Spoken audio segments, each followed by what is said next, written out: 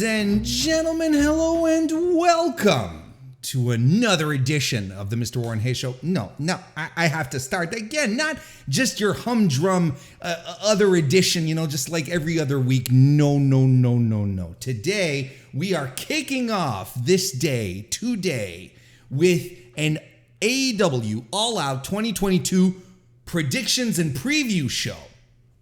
It's been a while since I've done one. In fact, it's been a year because the last All Out was last year. And since we're gonna make it feel a little special, we want to give it that little extra oomph, that little something where you're like, I'm not just gonna sit here and more and talk about AEW for whatever time it's gonna take. No, this is he does it every week. What the hell are we doing here? No, I'm going to be joined today by a good pal, a chum, a comrade in podcasting, a guy that I enjoy having around quite a bit. It's our boy Mattritter from the Smackin It Raw podcast. How are you doing, Matt? I'm doing good, Warren. I'm really happy to be here. This is going to be a lot of fun. It is going to be a lot of fun, and I'm going to tell everyone listening why this is going to be fun. Because look, if we were to make a quick comparison between the aspects of wrestling that I really like and the aspects that Matt really likes, he is a sports entertainer. I am a pro wrestler. We're able to find some common ground. Don't get me wrong, right? But there's a lot of things, Matt, and I'm starting off hot here. But I'm gonna give you a chance to respond here. But there are things that we don't necessarily agree on, that we don't see eye to eye on maybe not everything, but on a few things. And that's the main reason I wanted you on, because we will be able to sort of challenge perceptions of how this card is going to go forward. Agree or disagree? Well, I think I looked it up. And the best way I can describe the difference in what Warren enjoys versus what I enjoy, which is my newest analogy, because in the past, I've always said I enjoy stories and Warren enjoys the art of wrestling. And you have made it very clear that in the art of wrestling, there is storytelling. So that's not necessarily true. So then it was like, I enjoy the drama and you enjoy the art.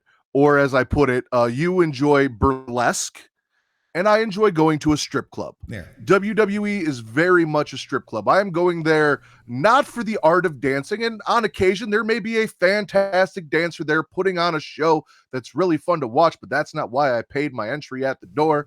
I went there for the base graphic nudity that I walked in for, whereas you would much rather spend your time enjoying someone who is going to psychologically seduce you and tease you, and maybe not so much just full out in your face graphic content.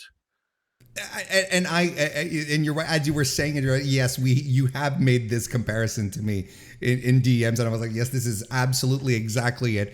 And this your comparison goes with your brand as well, Matt. Before we go on, and if people are wondering what the hell does this guy do, why is he here? Why don't you let people know a little more about the Smackin It Raw podcast? We have been around just over 5 years now. We are the #1 wrestling podcast on Pornhub. We like to have fun talking about all things wrestling in our own unique way, along with analogies that border on the adult side, but I try and keep it as non-offensive as possible while doing so. I don't want to alienate the audience. No, and you do a very good job at it, Matt, because it could devolve very quickly. I've been on your show a few times, and it's always fun. And I even got used to the vernacular, talking about spitting or swallowing, segments and so on and so forth. See, it comes just naturally to me now. It's not, It does. Yeah, exactly. So we can spit and swallow all you want tonight. There's gonna be a lot of both. There's gonna be a lot of both. But hey, thank you very much for joining me, Matt. I really appreciate it. And thank you everyone for watching here on youtube.com/MrWarrenHayes, if that's where you're watching right now. I really appreciate it. Consider giving a like straight off the bat. That stuff always helps out if you're watching for the first time. A subscription as well. That would also be very cool. And if you're listening to this on your favorite podcast app, thank you very much. Of course, 5-star reviews on Apple Podcasts are fantastic. 5-star ratings on Spotify, pretty dope too. All that kind of stuff really helps out grow the podcast, get what I do out there.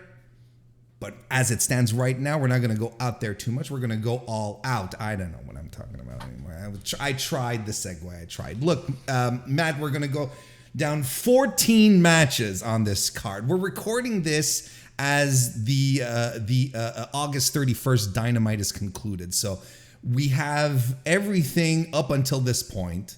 You know, there's a fair chance that Tony Khan is going to add 6 more matches by the time we get to Sunday, right? And we're aware of that. But as it stands right now, if we were to talk about the build overall to All Out, before we get into the matches specifically, Matt, I'd like you to give me your feelings on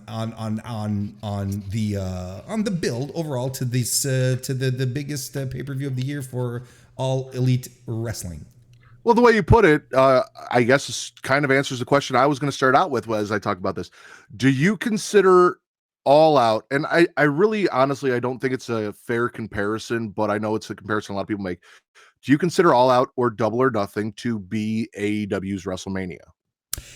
I know there's a lot of debate, you know, and I think Double or Nothing is a big show.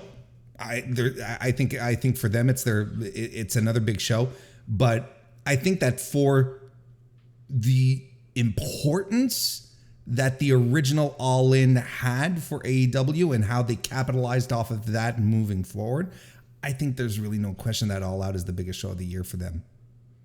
I agree. And I'm also biased because every year it takes place in my hometown of Chicago. So that is always a plus. But being the biggest show of the year for them, it doesn't really feel like we are, for me at least, going into the biggest show of the year for them. The matches, the stakes, and I will say they did do a little bit of goodwill for me tonight in certain areas to make me slightly more interested. But to be honest with you, with everything that's going on this weekend, this is probably the show I'm least interested in of the 3 major shows. And I'm not necessarily sure that it is worth me paying $50 to sit down and watch. That's very interesting. You know, I'm down the same line. Like, this is clearly the All Out, which I'm the least looking forward to. You know what I mean? You know, it's really the one where I'm like, okay, it's coming, it's going to be here. But last year there was a lot of excitement around it, you know, and 2 years ago as well. This year it feels like a pay-per-view. You know what I mean? It feels like a show. But, you know, I feel this is the I feel we're still in recovery mode. Because I feel that AEW's been a little askew ever since everyone started getting injured just before Forbidden Door. And, you know, I feel like the booking committee of AEW has been doing their best.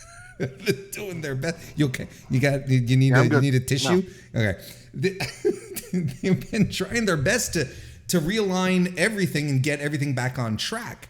But I feel like everything has been sort of everything's been a little haphazardly put together. And then when you factor in whatever the hell is happening backstage right now, which is having an impact on what we're seeing on TV, I feel like the whole show feels like a best out of a bad situation kind of thing. I'm not trying to be apologetic, but, you know, because I feel like there's been certain things that have very precise direction, but I think there's a lot of stuff that's just been slapped together since Forbidden Door, really. And that's been we're already like 2 months away. You know, I haven't felt a course correction. And I'm hoping, you know what I'm hoping for? I'm hoping that All Out is going to be the reset button onto a next chapter moving forward here. I've heard a lot of people say that. And honestly, and this might be slightly controversial, but I kind of feel like they have been disheveled since Cody Rhodes left. While Cody was there, I did feel like everything he was doing felt out of place from the rest of the show. Which is why people were calling it the Codyverse, right? At some point. Right. Yeah, just. I also felt like everything kind of flowed better and made a little more sense with Cody back there helping them kind of guide. And once he left, I'm not going to go as far as saying it's Vince Russo without the Vince McMahon filter, but there's a lot of stuff going on, and they drop stories and we don't hear from people for 2-3 weeks. And then they come back and pick up like nothing happened. And we're supposed to care and remember what was going on 3 weeks, a month ago, between some of these things. Stuff is like, all right, well, because I listened to your show and I agree with two things you said. One, the backstage drama stuff, that it doesn't bother me. It's a wrestling locker room. There's going to be competitive natures. There's going to be people who don't like each other. You know, we've heard everything that's been said about CM Punk, and then we've also heard FTR talk about CM Punk and what they think about him and his backstage role. And everyone's going to have their different stuff. Same thing with Thunder Rosa. Like, some people are going to like you, some people aren't. Sure. It is what it is. And it kind of makes it a little more interesting because now you navigate, well, is this a work or is this really happening? Do people really feel this way? Do they do this on TV because it's an actual issue? Is that why this it actually gives a little bit of intrigue to the story? But also, you talked about how pay-per-view buys come in the day of or the day before, which is true, but I also don't think that we should haphazardly just throw away the idea of giving me a reason to be excited for the show until the week before the show. I mean, we didn't have a main event until tonight, and it may have been a reason for that in the way they worked it, and we'll talk about that. But like, a lot of the show got put together within the last 24 hours, where I think I talked about it on Monday, and there were like 6 matches announced, and now you said there's 14. So like, yeah, no, but and it's, look, and we'll see how it turns out when we do start getting an idea for the buys and so on and so forth. And I remember when I was talking about that, because the idea is, you know, the question that I have here, and ultimately this might be proof, right? Because look, first of all, we have to get it out of our heads. All Out 2022 is not going to do the numbers that All Out 2021 did.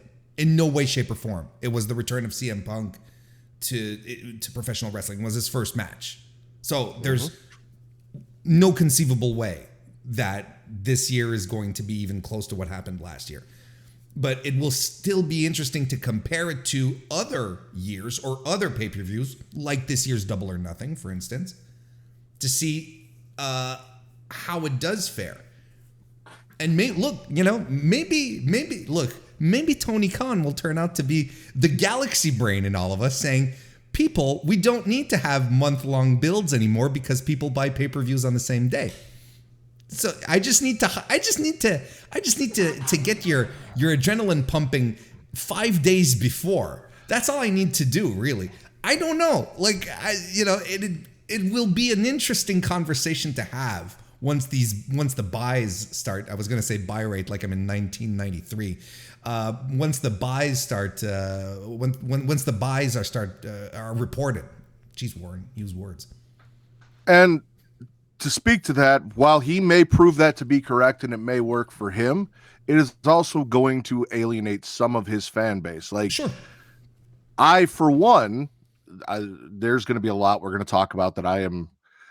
As I said, this is not the show I am most excited for this weekend. This is not the show I am second most excited for this weekend. And to be honest, there's not a whole lot on Clash at the Castle I'm excited for, but there's more than I am here, even with the goodwill that they bought tonight. Because going in, this was a definite show I was going to skip. When I looked at not having a main event, what the matches were going to be, I don't understand why we're having a casino ladder match at a non-casino themed pay-per-view. That confuses me.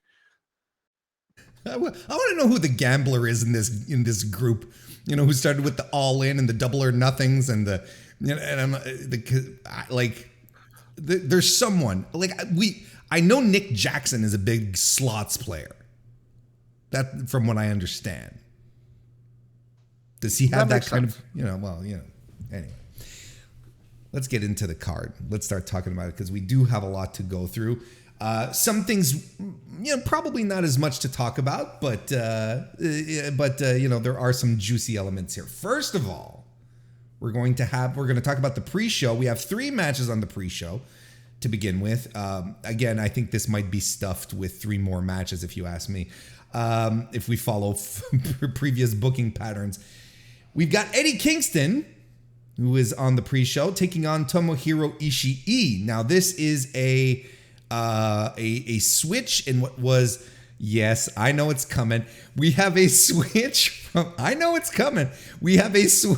from what was initially penciled in for Eddie Kingston. He was supposed to face Sammy Guevara. We know that's not happening now for multiple reasons. They were pulled off the show.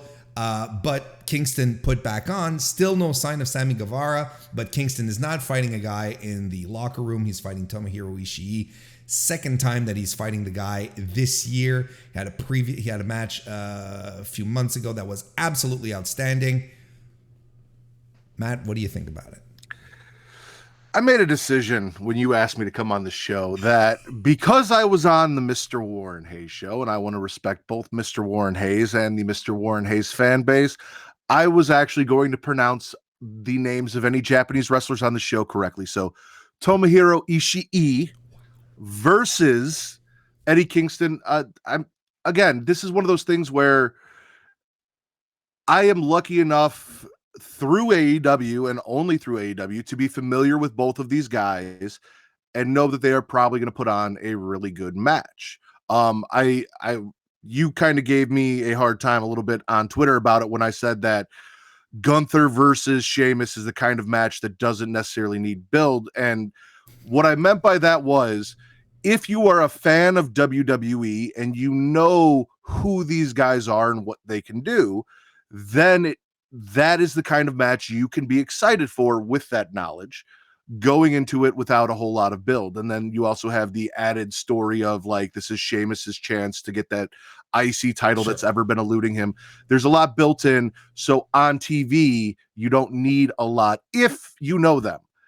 If you're not familiar with Eddie Kingston and you're not familiar with Tomohiro Ishii, then you're probably not going to be excited for this match. I think they're going to put on a really good match, but also it's, the pre-show. So, well, look, first of all, props to you for the pinpoint precise pronunciation.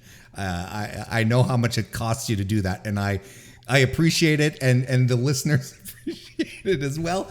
And I'm glad you brought up the thing from Twitter because it's one of the things that we have a tendency to argue when you do invite me on your show, that in regards to stories, right?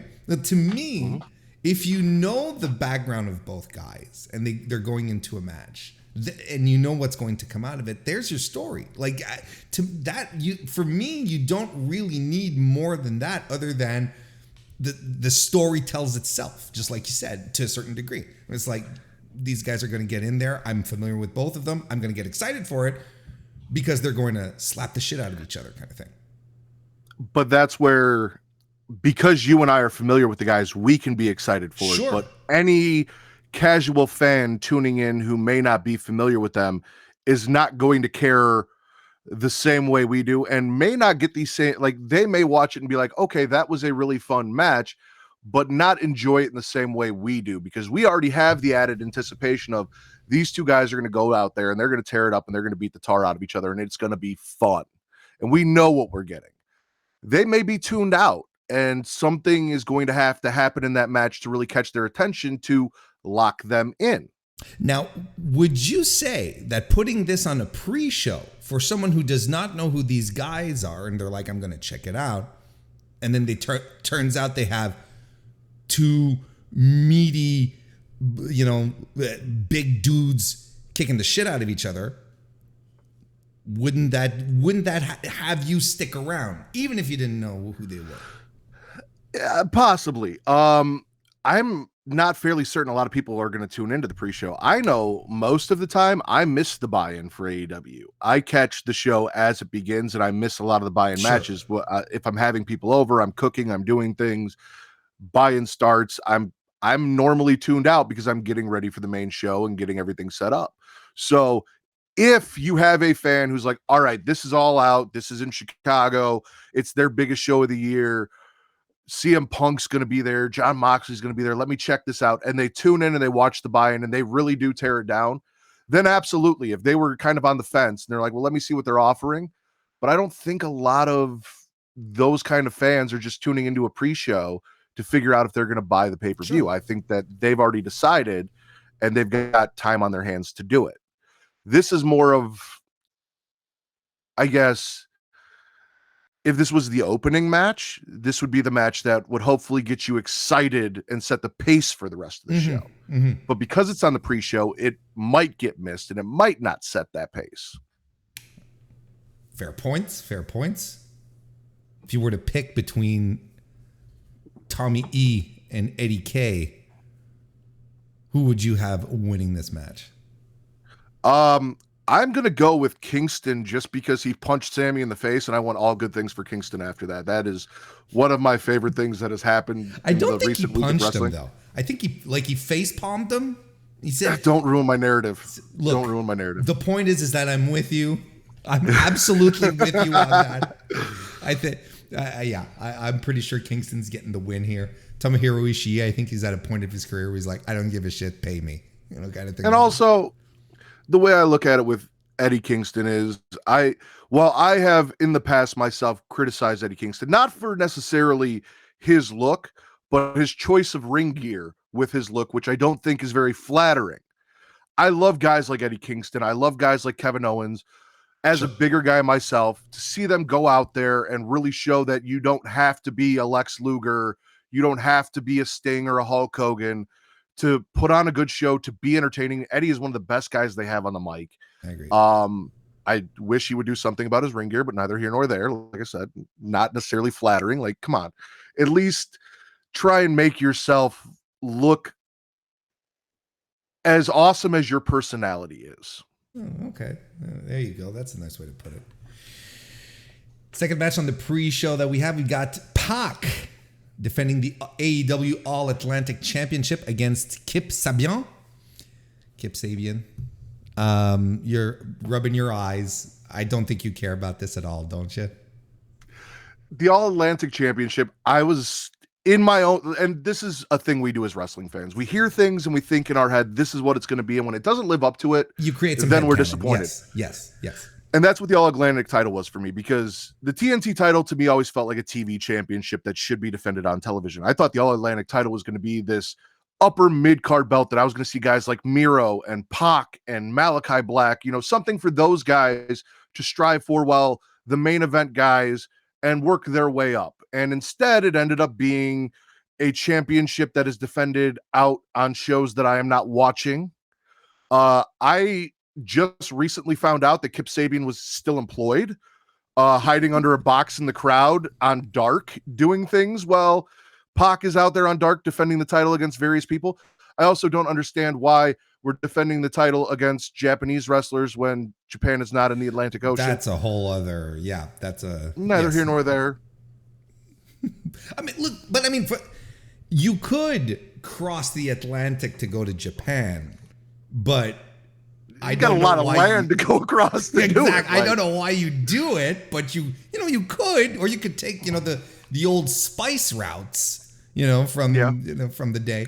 No, but look, the All Atlantic title, when they popped it up, I was like, look, you want to bet that this is going to be the equivalent of the old NWA International title. I don't know if you recall that, but that was essentially NWA's title that they could send over in Japan, right? To have it defended there and grow the NWA name. So I was like, well, yeah, I was kind of seeing it in that aspect where you have the AEW name going off into other markets internationally. You're bringing in a superstar in Pac to work these more localized shows. And, people are like, oh, that's sweet. He's here. AEW, goodwill, blah, blah, blah. That's kind of what I've seen it. That's kind of what I've seen it done do. But I would have liked to see it defended on AEW television, though. Once, twice, 3 times a lady, maybe. But you know, the thing right now is that it's been, you know, defended in Rev Pro, I think, whatever, and we get the grainy indie footage back, and you're like, oh well, that's pretty cool. And they showed the match on Dynamite, and not on Dynamite, on Dark or Dark Elevation, I can't remember which one. And you're like, well, that's cool, and it's cool for the promotion over there, getting some you know, names getting out there, so on and so forth. So I see what it's for, but I don't feel attached to it at all. And I don't consider Dark or Dark Elevation as TV. I know that it is now the internet age, and they are TV. Streaming the shows. Yeah, exactly. You could stream it on your television. Do you have a Chromecast? Do you have a Fire Stick? Do you have? I have a smart TV. I absolutely can do it. I absolutely can do that. I choose not to. As much as I enjoy AEW, and to be honest with you, my enjoyment of AEW comes a lot from the talent that they currently have that I enjoy watching, more so than the product that they have put out. I enjoy tuning in to watch these people that I really like. And Pac is one of those people. I fell in love with Adrian Neville in NXT in 2014 and thought this is a fantastic guy. So Tomohiro Ishii was supposed to be in the original All Atlantic match with Miro and Malachi and Pac, and got injured and was not able to. Correct? Correct. Has Pac wrestled Tomohiro Ishii for that title since then? No, he has not. Because if you swapped Kip Sabian, who I have not been a fan of, to be honest with you, since I've seen him in AEW, versus Eddie Kingston, just because Eddie demolishing him on the mic and them going back and forth, I think would be more entertaining. And then told me I was going to see Tomohiro Ishii versus Pac for this title. Seeing as he was supposed to be in the match and was left out, I may be more excited for these two matches that way than the way they currently are. Honestly, that's some good booking right there. I like that. Do you see Pac retaining or Kip pulling off the upset? I couldn't see Kip pulling off the upset because I haven't seen Kip since I can't remember when. So it's been ages, it feels like. Well, look, I think there's 2 ways to look at the booking here. Either you continue with Pac because he is a good ambassador for AEW abroad, right? Because he's wrestled in Japan, he's wrestled everywhere. So you can send him everywhere. People know who he is, you know. So it's like, it's, you know, whatever smaller promotion he goes to, he's going to sell tickets, right? Or you take it off Pac and you give him something substantial to do on AEW, which does not necessarily have to involve him in a trio, because this is a guy who defeated Kenny Omega in the first year of AEW. Pac did, and he's a fantastic, like he is a blueprint of a pro wrestler, right? Like he does it all. He's strong, he's fast, he does the aerial shit, like he does it all, and he sells. You know, like I don't know, man. And this is my problem with AEW, because I did the Get Show podcast, and we talked a little bit about All Out. We talked a little bit about Clash at the Castle, and we kind of glazed over the fact that the Worlds Collide was happening. When CM Punk lost to Mox, we sat there and we said, who else on this card is a main event caliber wrestler that is in the position to challenge Mox in the main event? And the thing is, you have so many wrestlers that could be. Pac being one of them. But he's not in that position. Penta's not in that position. Fenix is not in that position. Malachi is not in that position. Miro is not in that.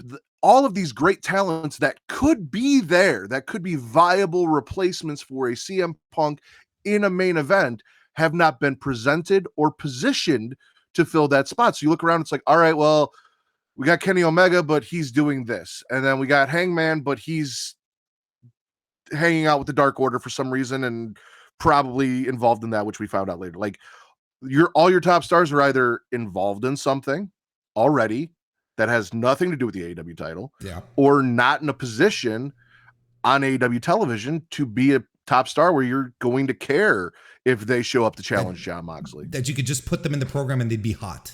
You know, they Exactly. exactly. Like in all of these cases, you need just a little warm up. No, I agree with you. I'm with you on that. Like they're right now, they're all extremely talented upper mid carders, like on the verge of. They just need the little nudge from the boss, and it wouldn't be hard to convince anyone of any of the 5 guys that you mentioned. Keith Lee. Or any of those to convince the audience that this is a big time player. None of them. It's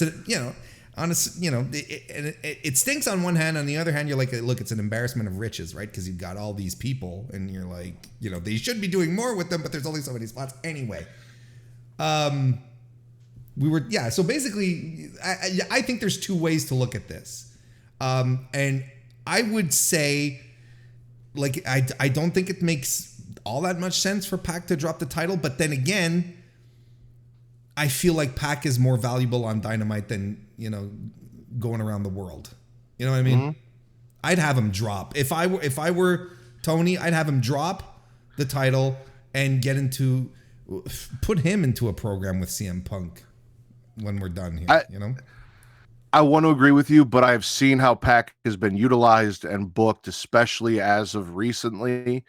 And I don't necessarily have the faith that Tony sees what you and I see in Pac, and that he's going to put him in that position. So Pac deserves to be a champion. And if Pac, this is my thing about AEW, is this is where people who really love wrestling go because they can wrestle. Mox is there because he can go to GCW and he can do the gangbang porn. He can go to Japan and wrestle and do all of that stuff. He can come to AEW and he can do what he loves, and he's making good money doing it. But he's not tied down to one promotion with one set of people that he can go anywhere he wants to. Right now, Pac has a championship that allows him to travel to all these different promotions, work with all of these different people, get exposure everywhere, and do the thing that he really loves doing, which is all he really wanted to do when he was in WWE, was go out there and showcase that's a great who point. he was. No, you're right. You're right. While he was sent out in exile. No, you're absolutely right. Okay. Pac retains. How about that? I'm with that. Okay. Then I also don't care for Kip Sabian, so. We got the FTW champion, Hook. Going to be taking on Angelo Parker. I don't think we have to spend much time on this, Matt, do we? No, Hook, and we'll move on. Exactly. Hook, and we'll move on. That'll get the crowd excited, though. Get people excited. The hookers love Hook. Yes, they really do, and I don't get it. Like, I really don't. Like, I've said before, he looks like every time he comes out, he just woke up from a nap, walked down to the ring, choked someone out, and then went back to go take a nap. But isn't that the millennial dream? I guess. Waking up from a nap, going to work for 6 minutes, and going back for another nap. I'm going to sound like one of those grumpy Americans who were like, why are you getting rid of student loan debt when I had to pay it off? But like, I worked 8 hours and I came and did a podcast. This guy can, not wake up from a nap, wrestle 3 minutes, and then go back and take a nap. Like, come on. I like Hook. I enjoy him. I like the fact that they eliminated student loan debt. Like, these are good things. There you go. Let's talk about the tournament finals for the inaugural AEW World Trios Championship. We know as of tonight, the Elite, made up of Kenny Omega and the Young Bucks, have made it to the finals. We have one match left as we're recording this. It is between the Best Friends versus the Dark Order, or at least Silver and Reynolds and Hangman Page at this point. First of all, let's get this out of the way. Who do you think is going forward from this upcoming Rampage between the Best Friends and the Dark Order with buddy pal Hangman?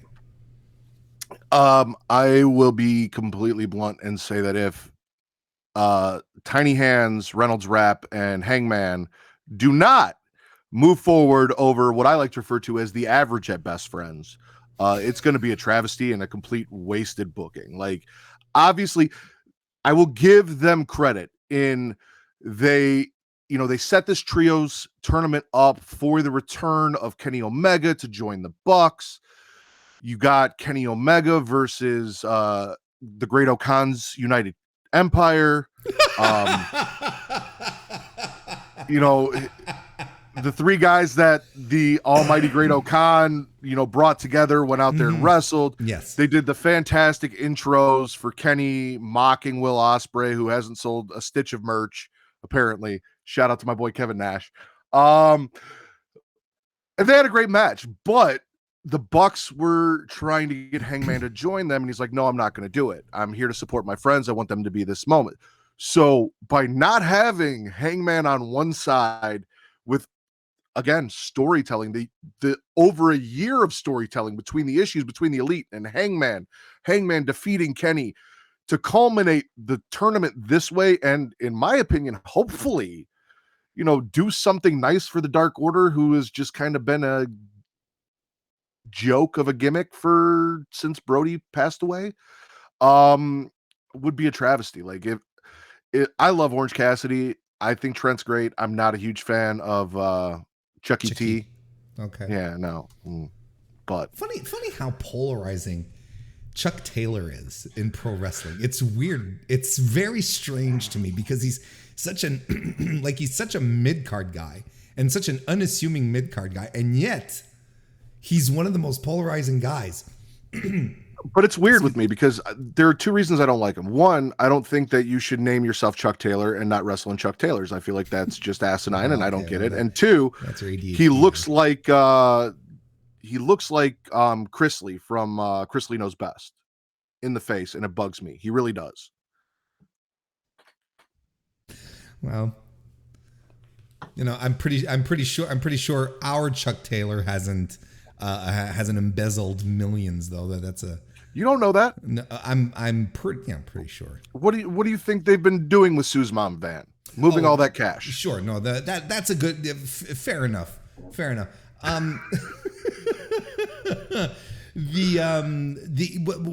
When we. So basically, like, because I'm with you on the storyline front. I think that's what makes the most sense here.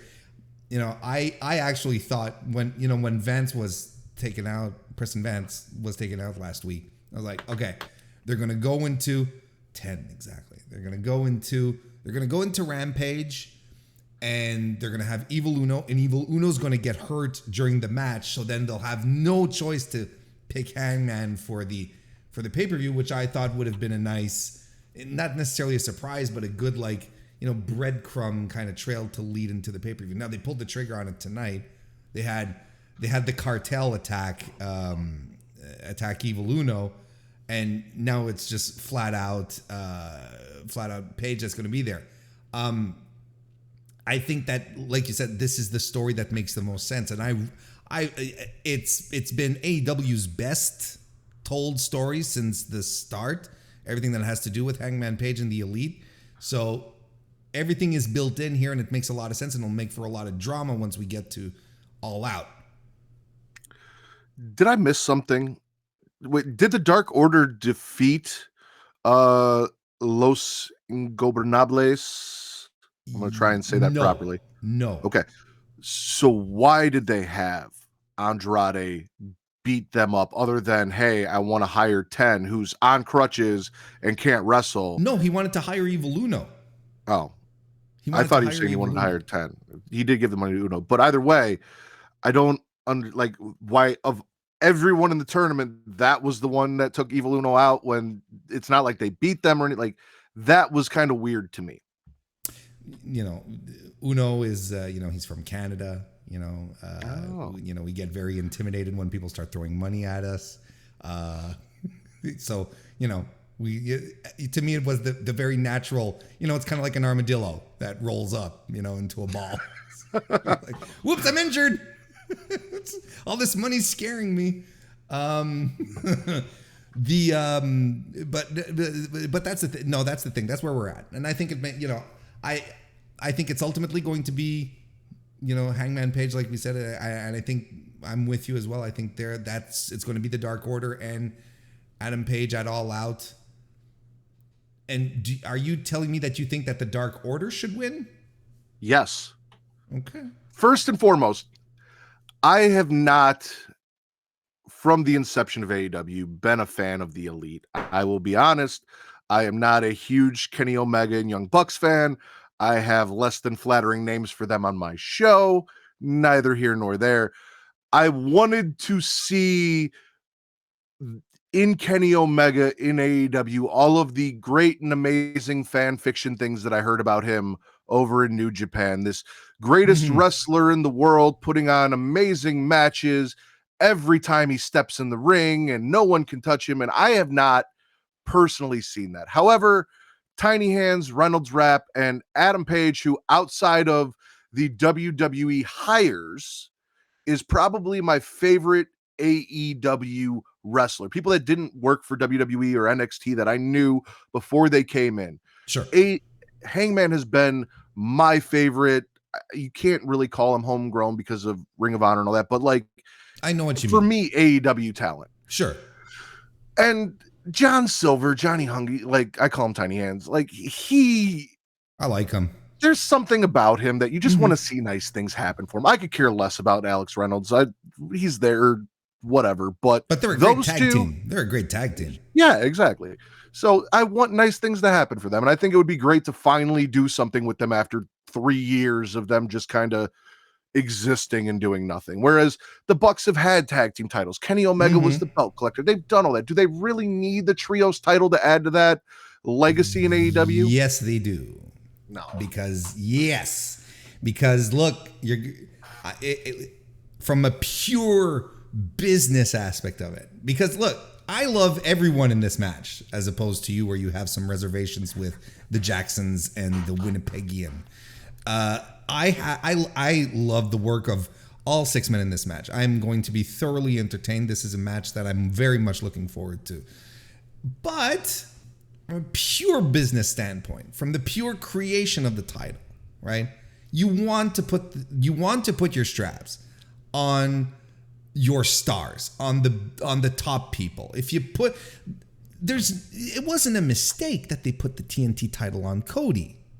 You know, it really wasn't a mistake. It wasn't because Cody can no longer challenge for the world title. That's storyline. That's bullshit. It's kayfabe. They could have found any kind of loophole to screw that around. I thought it was so funny when he was talking about that when he left AEW. He's like, well, I couldn't challenge for the world title. And oh, fuck you. You know, come on. That's all. It's all kayfabe. What are you talking about?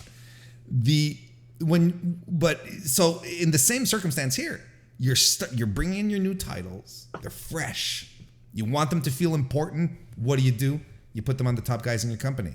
That's why they took the belts off the Bucks a couple of months ago when they had to get them on them for that short period of time because Undisputed Era were injured, right? If I'm not mistaken. Yeah. Undisputed Era, look at me go. That's why they took them back off of them, because they're like, no, we need you guys for the tournament.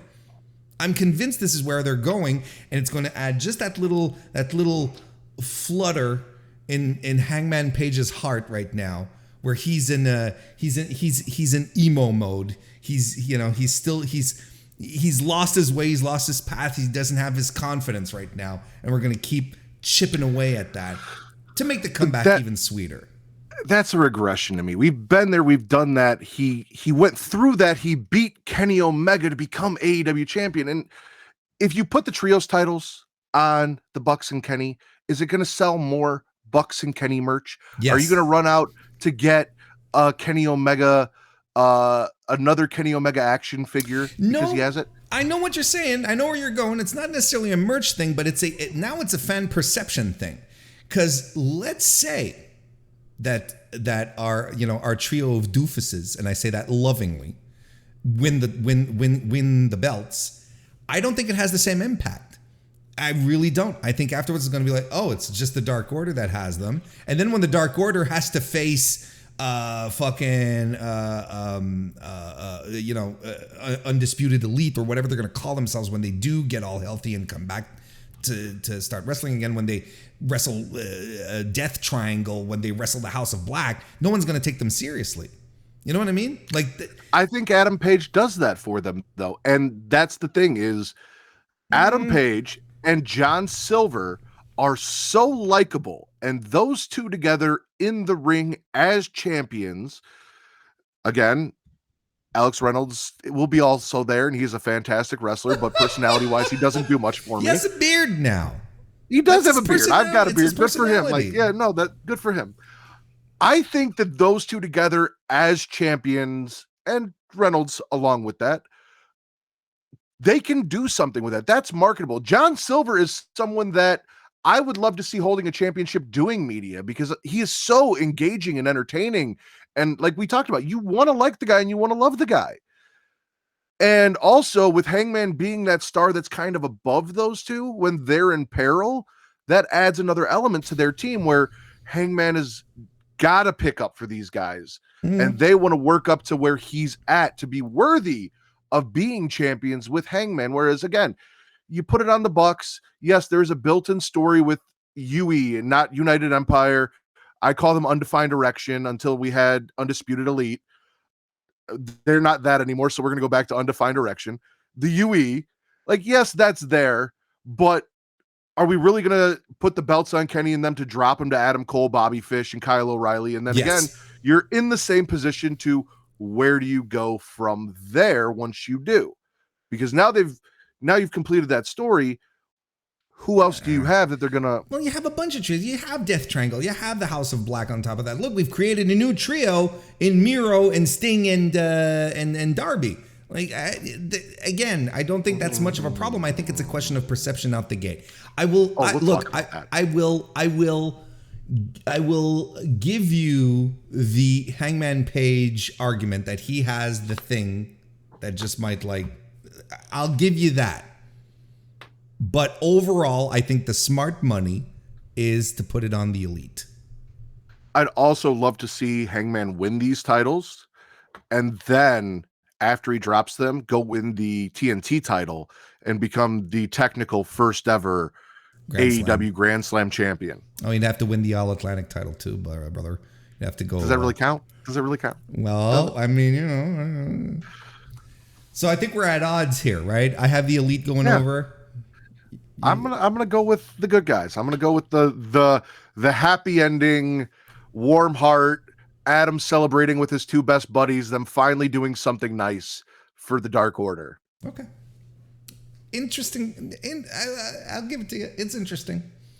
Let's move on to another trios match that has no implications whatsoever on any level.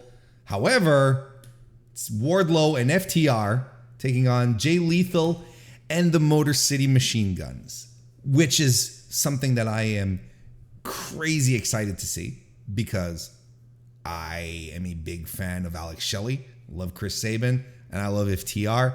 Like, to me, that's even that. Why put the other two dopes in this match? Let's just have ourselves a good old fashioned tag team barn burner with FTR and the Motor City Machine Guns. Or why not have two separate matches? Why make it a 6-man tag? There you go. The story you have been telling is that Jay Lethal wants, yes, you, Warren Hayes. No, the story AEW has been telling is that Jay Lethal wants the TNT title from Wardlow, right? Mm-hmm. So why not make a TNT title match against Wardlow? And then seeing as Satnam Singh and Sanjay Dutt, thank you. We're not viable, scary enough opponent. Oh, there we are. Viable, scary enough opponents to run off FTR. He goes and gets the Motor City Machine Guns and he brings them in. And you have that built-in. FTR thinks they're the best tag team in the world. Well, now we're going to face the Motor City Machine Guns and prove it. And you could have done this, used one feud to build two matches instead of shoving everyone in. And for that reason, I'm spitting this whole thing. Oh boy, we're bringing out the other show's vernacular here. That's awesome. Listen, all right, cool. I'm out. Like, if this was Shark Tank, I'd be out. Like, look, this is one where I'm very divided on because there's a part of me that I'm sitting back and I'm going, just be grateful that Cash and Dax are going to be in the same ring as Alex Shelley and Chris Sabin. Just be happy about that, brother. You know, I have very strong reservations about Jay Lethal. So Jay Lethal being in a trios match on the biggest pay-per-view of the year, I'm like, that's where you belong, sport, kind of thing. So, so for me, there's some silver linings to this thing. However, your logic is infallible, my friend. And knowing that we're not even done putting matches on this card, like you can't even say, well, geez, Matt, there's already 14 matches on. We're gonna be close to 20 by we get to Sunday. I am absolutely convinced. There's at least. And they announced this match, and there were like 6 matches on the card. We added 8. You guys could have easily split this up, because they're going to have the best friends do something. The best friends just haven't been announced for the pay-per-view yet because they still have their elimination match on Friday. But once that's done, are you telling me they're not going to put Orange Cassidy on the card? Come on now, there's at least one guaranteed extra match here. And so, to your point, Wardlow would benefit far more. Now, you've made the point clear. You don't have to respect anybody for any reason other than what you feel is a valid reason to respect them. And I respect that. I have reservations about Jay Lethal as well, but I will say as an in-ring competitor, he would be fantastic against Wardlow to make him look like the beast that they want Wardlow to be. And it would be really fun to watch Wardlow just wreck Jay Lethal and pound him into the ground. Oh, okay. Thank you for the extra little precision there. I appreciate that. But they did that at Battle of the Belts 3. And it was no mas, It wasn't, I don't think that, but I didn't think they had a great match. And I was like, you know what? I bet they're keeping one in the chamber. They're keeping the big match for later. But we're not getting it all out. And that kind of bothers me because so that means that probably after we're done here, we're continuing this feud with Jay Lethal and, Sanjay Dutt and his goons. Let's call it for what it is. It's Sanjay Dutt's group. And, it's like, and I kind of want Wardlow to move on as well. I want him to get his hands dirty with the likes of Miro. I want him to get his hands dirty with the likes of Brody King and Malachi. You know what I mean? Those are the matches. Those are the Wardlow matches I want. I concur with you. I agree. Notwithstanding my personal reservations that I have with Jay Lethal, he's a fantastic in-ring performer. Like you wouldn't want anyone. There's no one better to make Wardlow look like an animal than him. Absolutely, he can do it all. I think it's a weird match that we're getting. Oddly put together. I'm happy to see all these guys on the card, but I think we could have all seen them in their own little niches as opposed to a trios match, which sort of knocks it down a peg for me. Because I swear, FTR and the Motor City Machine Guns let's just go 46 minutes with it. I'd be so down for that. Who's winning this though?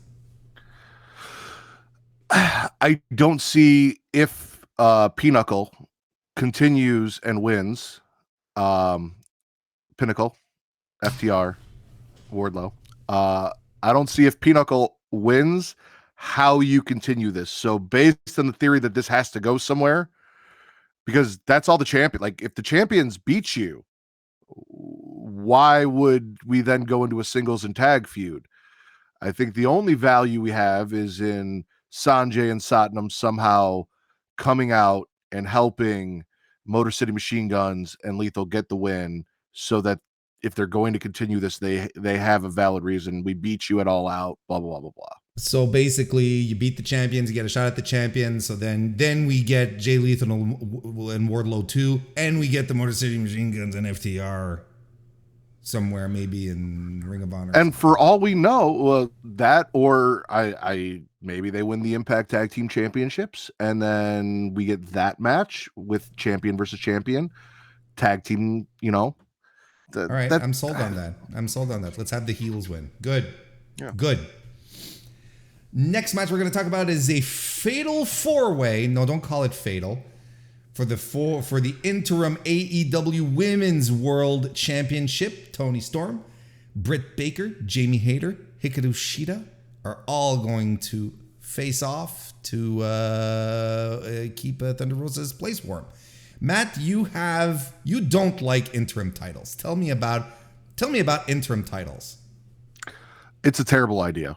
It really is. There's really no reason to do this, because the whole idea behind the interim championship is you're not really the champion. And when the champion comes back, you're going to battle to decide who the champion is, which you can still do by stripping the champion of the title and then having them come back and say, hey, I never lost that title. And then having the match and giving the person who won the title while the champion is injured and off a valid, real title win. Because even Jon Moxley came out and said, being called interim champion chaps his ass because it means he's not really champion. Mm-hmm. And we've done this 3 times in less than a year now. Why not just give someone the valid championship win, and then when the former champion is healthy, bring them back and have the match that you wanted to have from the go? Okay. These are fair arguments. I don't understand why people get so upset about it. Like, I really don't, but that's entirely me. I'll also say, thank goodness none of these people are wrestling in Japan, because they just strip titles regardless. It's like, oh, good. It's like, oh, you can't do it. There was a couple of months ago, the champion couldn't do it because he had COVID. All right, yoink, you're good. That's it. You can't make the date. That's it. That's in Japan. I'm going to give you an example, though. When Tommaso Ciampa was stripped of the NXT championship because of injury, never lost it, right? How long did it take him to get his shot back once he returned? It did, and I agree with you, but that is on the booking. That is, I agree, completely. And this is booking too, essentially. This is basically saying, I'm the number one contender and I'm keeping my place hot. I'm keeping my place warm, so that when the champion comes back, we can just like go all undisputed. Or in the meantime, you switch your number one contender. You have someone else win the interim title, so that when the champion comes back, they have the chance to be the undisputed champion, right? And if we had a flourishing AEW women's division with a bunch of viable contenders, that would make sense. Absolutely. But literally, the top 4 women in the division who actually get screen time and used are in this match, minus the champion. And honestly, these 4 women get more screen time and used than the champion did while she has been champion. So maybe outside of Shida, though. She hadn't been along for. They pulled her out. I get your point. Yeah, I get your point. Exactly. So it's not like there's a huge flourishing women's division that we can have a bunch of fun with the interim champion until Thunder Rosa comes back. It's literally these 4 women, and I'm sure they had a plan as to which one of them, Toni Storm, they wanted to face not Hikaru Shida, Thunder Rosa. And if that is your planned match, that obviously makes somewhat sense. I really don't want to see Britt hold the title again. I'd be okay. I'd be okay with anyone but Britt holding the title again. Not because I have a problem with Britt. It's just we did that for so long. It's a step back, and we need to give some of these other women a chance. Jamie Hayter and Toni Storm would be fantastic. Interim women's champions. They would be great women's champions for the short term until Thunder Rosa comes back and they figure out if they want to keep the title on or not. Just one last word on the interim championship stuff, though. I think this is a situation where Tony didn't have... Look, not that he didn't have a choice. He always has a choice. But imagine, just think about it. Imagine if Thunder Rosa out for an injury and she's stripped of the title. Whereas there had been interim titles for their 2 top male championships. Like, he sort of painted himself into a corner for this one. Because if he didn't do it for the women's title and would have stripped Thunder Rosa clean of the title, there would have been the opposite type of backlash, which would have probably been louder to the fact that, to the idea of, why are you stripping your women's champion instead of giving an interim title like you did with your dudes? While I agree with that, the point was he should have never done it with the dudes, especially in the case of Cody, where, again, COVID, interim champion for 2 weeks. And that's where, unfortunately, the IWC and common sense comes into place, and those two things don't mix well together. So. Really? Yeah. Now, let's talk about the women now. Because you said it yourself, you don't want Britt to win. Yeah, look, I think since you and I are chock full of common sense, you and I think there is an obvious choice in Toni Storm, right? And it's sort of been echoed. It's been reported that she was penciled in to win the title from Thunder Rosa at All Out before all of this happened. Now, here's something that I'm going to put onto you. Let's say your women's division is in disarray. And it's been specifically a little even more in disarray because of all of this drama that's been leaked that we've heard about, the women not getting along backstage, and Britt is difficult and Thunder Rosa is difficult and all of this. Now Thunder Rosa she's gonna step away for a while. She's gonna get better. She's gonna get healed up, and you want to refocus your division. You want to give it, you want to give it your place. Is it not a break glass and put the belt on Britt type of situation? Because she is your only proven star of your women's division. Correct. But if you want to rebuild and refocus your women's division, you need to create more stars. My suggestion would be, if it's not Toni Storm, then you put it on Jamie Hayter. Because in the meantime, while you wait for Thunder Rosa to come back, you then now have a viable feud for Britt Baker, because her apprentice is holding her championship that she thinks she should be the champion of. You can play that feud out. You can play Toni Storm versus Jamie Hayter out until Thunder Rosa comes back. You get more mileage out of Jamie Hayter with Britt still in the picture but not holding the championship than you do. Because if Britt takes the title, then what? We get a feud with Toni Storm, and then what? Look, I'm not in disagreement with you. I'm just saying, I think there is there's something logical in turning around and going, you know what? We're going to slap this on Britt because that's just how it goes. Because Britt's the division. Now, the John Cena type of thing. I'm not saying you're wrong. No, I know. But I think Toni would be fantastic. I think Toni Storm would be absolutely fantastic. Would rejuvenate everything. It's kind of what we were hoping with Thunder Rosa, but it never really took off. There's a bit of a what's the word I'm looking for? There's a bit of a I don't want to say disappointment. That's not the word I'm looking for, but unrealized potential with Thunder Rosa's reign. I think that's just leaving us a little deflated. I agree. You slap it on Toni and you're like, yeah, let's fucking go kind of thing. But you're a booker. You book. Sometimes you got to make the safe decisions, and I think Britt is a safe decision. Which is why I said throw it on Jamie instead. If you decide you don't want to pull the trigger on Toni, throw it on Jamie instead. And you can build a star out of Jamie while rivaling that of Britt Baker. Sure. Yes. As long as the first opponent is not Nyla Rose again, I'll be happy with that. Because Nyla needs to be on TV. She needs to be wrestling and not necessarily being the first opponent for a new champion. Done with that. Yeah, I don't want to see the women's division be the Britt show and no one else get there. Because do we really want to see Britt Baker versus Thunder Rosa again when Thunder Rosa comes back for the title? And then maybe hope they've decided to, after that, go back to Toni Storm. And what do we do with Toni Storm until then? Like, they come back and they shoot on each other. It's more of the same. It's more of the same. You're not resetting the division. You're just redoing You're not everything. Wrong, Matt. You're not wrong. Yeah. You're not wrong. So I think, but in this case, are we both saying Toni Storm is going to be the one walking out of here? Or are you sticking with your Jamie Hayter thing?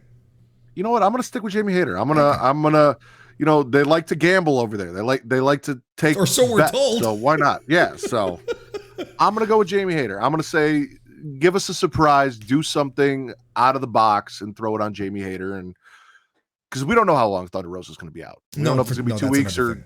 Yeah. So I agree. So and as opposed to my Britt Baker argument here, I'm going with Toni Storm. I think it's the most compelling result. Casino ladder match. Winner of this is going to receive a future AEW World Championship, my dude. Claudio Castagnoli, who is already a world champion in Ring of Honor. I don't know if you knew this. Wheeler Depending on Yuta. who you ask. What's that? Depending on who you ask. I agree with you. I had an entire discussion with the Wrestle Index, Tim King, where Tim said that because Ring of Honor doesn't really exist as a promotion, he is not an actual world champion. It was a whole debate. So depending on who you ask. But I'm with you. World champion. Wheeler Yuta, who is currently the Ring of Honor pure champion and for a promotion that doesn't exist, apparently. Penta Zero Ray FedEx, as you like to call him. Roosh, Andrade El Idolo, Dante Martin, and an opponent to be named at a later date, probably just before he hits the ring. AKA the Joker, but not the Joker. Should have said a Joker. Look, Matt, I am burnt out on ladder matches. I am completely spent on ladder matches. And you watch AEW and WWE. I do too. And on top of that, I watch a lot of indie wrestling. There's ladders everywhere all the time. I am burnt. And this has taken me out of this match, which sucks because there's a lot of wrestlers that I really like in here. I like pretty much everyone outside of Roosh, to be honest. But I can't get excited for this. I really can't. I'm sorry, Matt.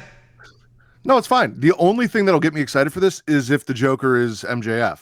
That is the only thing that'll really get me, because we have 3 sets of teammates wrestling each other for a shot at the world title. You have technically Blackpool Combat Club in Claudio and Wheeler Yuta. Mm-hmm. You have Moulin Rouge and Andrade. I hadn't heard that one. Yes. And then it's basically Andrade wrestling alone, for being honest. And then you've got Death Triangle, Penta and FedEx, and Dante Martin, who's the but survivor. He's the outlier. But why? With all of the talent that you have and all of the people that you have, why have we shoved technically? You wouldn't consider Claudio and Wheeler a tag team, but you could consider Andrade and Roosh a tag team. You can definitely consider Lucha Bros a tag team. Absolutely. Why are we shoving tag teams into a singles ladder match for a title shot? Mind you, when you're supposed to have a ranking system that should be deciding some of this stuff anyway, that apparently we just forgot exists or ignored or gave up on because we weren't using it properly. No, we're not doing a rankings discussion. This is no. Look, I'm in complete agreement with you, and honestly, I look at the list of people here, and no disrespect to anyone there, but I don't see anyone winning a shot. I don't see anyone who's good to go for an AEW world title shot. Now you're saying that the Joker should be MJF, right? Yes. That would be your outstanding theory. If it was what we thought it was, and he's still employed, and he is actually going to come back and wrestle, and he's not just chilling on his couch. I like the WCW talent who waited out their contract and got paid. Then, yeah, absolutely. Because again, when we talked about, you and I listed a viable, amazing ladder match with the wrestlers that they had who were right there that could be viable contenders. And outside of Claudio, honestly, none of these guys are really at that spot. I mean, you could make an argument for probably Penta. Andrade we had hopes for, but again, not presented that way in any way, shape, or form since he's been here. So if I could have got a ladder match with Keith Lee, Malachi Black, Miro, like there's a whole slew of people that I would rather see in this match that are more believable. But if there's going to be a Joker, there's no one left that I can think of unless they pull in somebody from either like Impact or New Japan that could come in and win this. Other than MJF, that would be like okay, that's a big deal. I'm not going to adhere to your MJF theory because I have another theory for MJF, which we'll discuss later. I think this is beneath him at this point. Okay. I think. Like, I know. I was thinking that they're going to throw Sammy Guevara in here because he hasn't been announced for. I know it would be it would be the face palm of the century, right? But then look, for some bizarre reason, W. Morrissey showed up on AEW tonight and seems to be on a contract, right? Because they didn't feel like a one-off. They're putting him in a, and I'm wondering, and to me, this was a complete surprise and something where I'm like, why is he here? Why are they doing this on the Go Home show? Why are they introducing someone on the Go Home show? If not to be the Joker in this match. But then again, it's another guy where I'm like, are you putting him in a world title match out the gate? And not to be a negative Nancy, but it has been very well documented in the history of AEW that guys like Morrissey, i.e. your Lance Archers, are put there because they look a certain way and are used to take a loss. Sure. And not so if he comes in and he's in the ladder match and he wins, I am just expecting him to be another guy, John Moxley or CM Punk, or whoever walks out, defeats to build their resume as champion. And there's no excitement, there's no anticipation, there's no thought that maybe he's going to come in and really do something. He's just going to kind of be another big guy that falls the way. I mean, I was so excited for Luchasaurus when they made him a bad guy and he was doing all that stuff. And then they just kind of backpedaled and put him back behind Jungle Boy. And he hasn't done anything since. And it's like, why can't I just have one giant mean man who actually does something devastating? Because Archer, every time, build. He's this monster. And then he just takes a loss. Yep. Yeah. Just deflate the balloon every time. No, I agree. I'm with you. Look, if you put a gun to my head and I have to pick a winner here, I'm going to go with Claudio because I think he's the bigger star from anyone who's like, if you want this match to finish with a big pop, make people happy, Claudio's your guy. Who would you? I'm going to go with the Joker. Whoever it is, I'm going with the Joker. Okay. Fair enough. Because I feel like as much as I'd love to see Claudio win, they really, with these Ring of Honor championships, need to focus more so on Ring of Honor with their champions, less so having your champions competing for a title. Honestly, it kind of feels like if Cesaro's goal is to become AEW champion, then being Ring of Honor champion doesn't mean as much to him. That's a good point. That's actually that's a good point. I'm with that. My 2023 resolution for wrestling promotions is going to be make me miss ladder matches. That's going to be my make me miss them. Bryan Danielson's taking on Chris Jericho for the love of Daniel Garcia.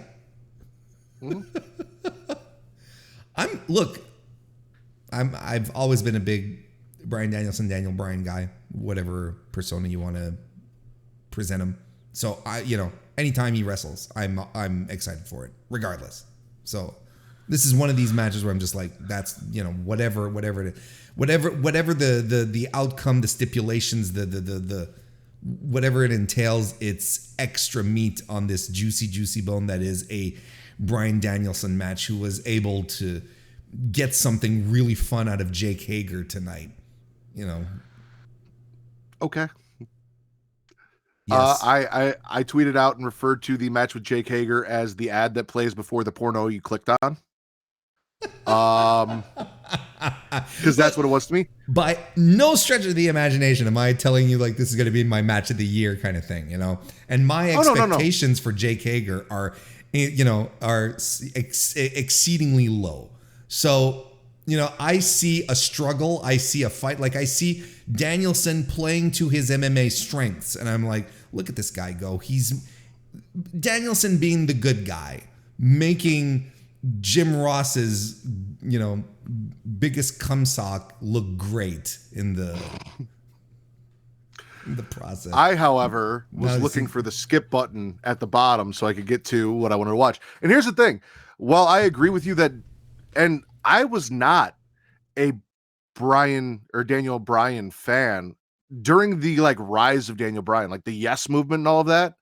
I was very much in the he's a B+ player camp. Like I kind of agree with Triple H, and he has won me over with who he is, both as a character and as an in-ring competitor. He is absolutely fantastic on both ends.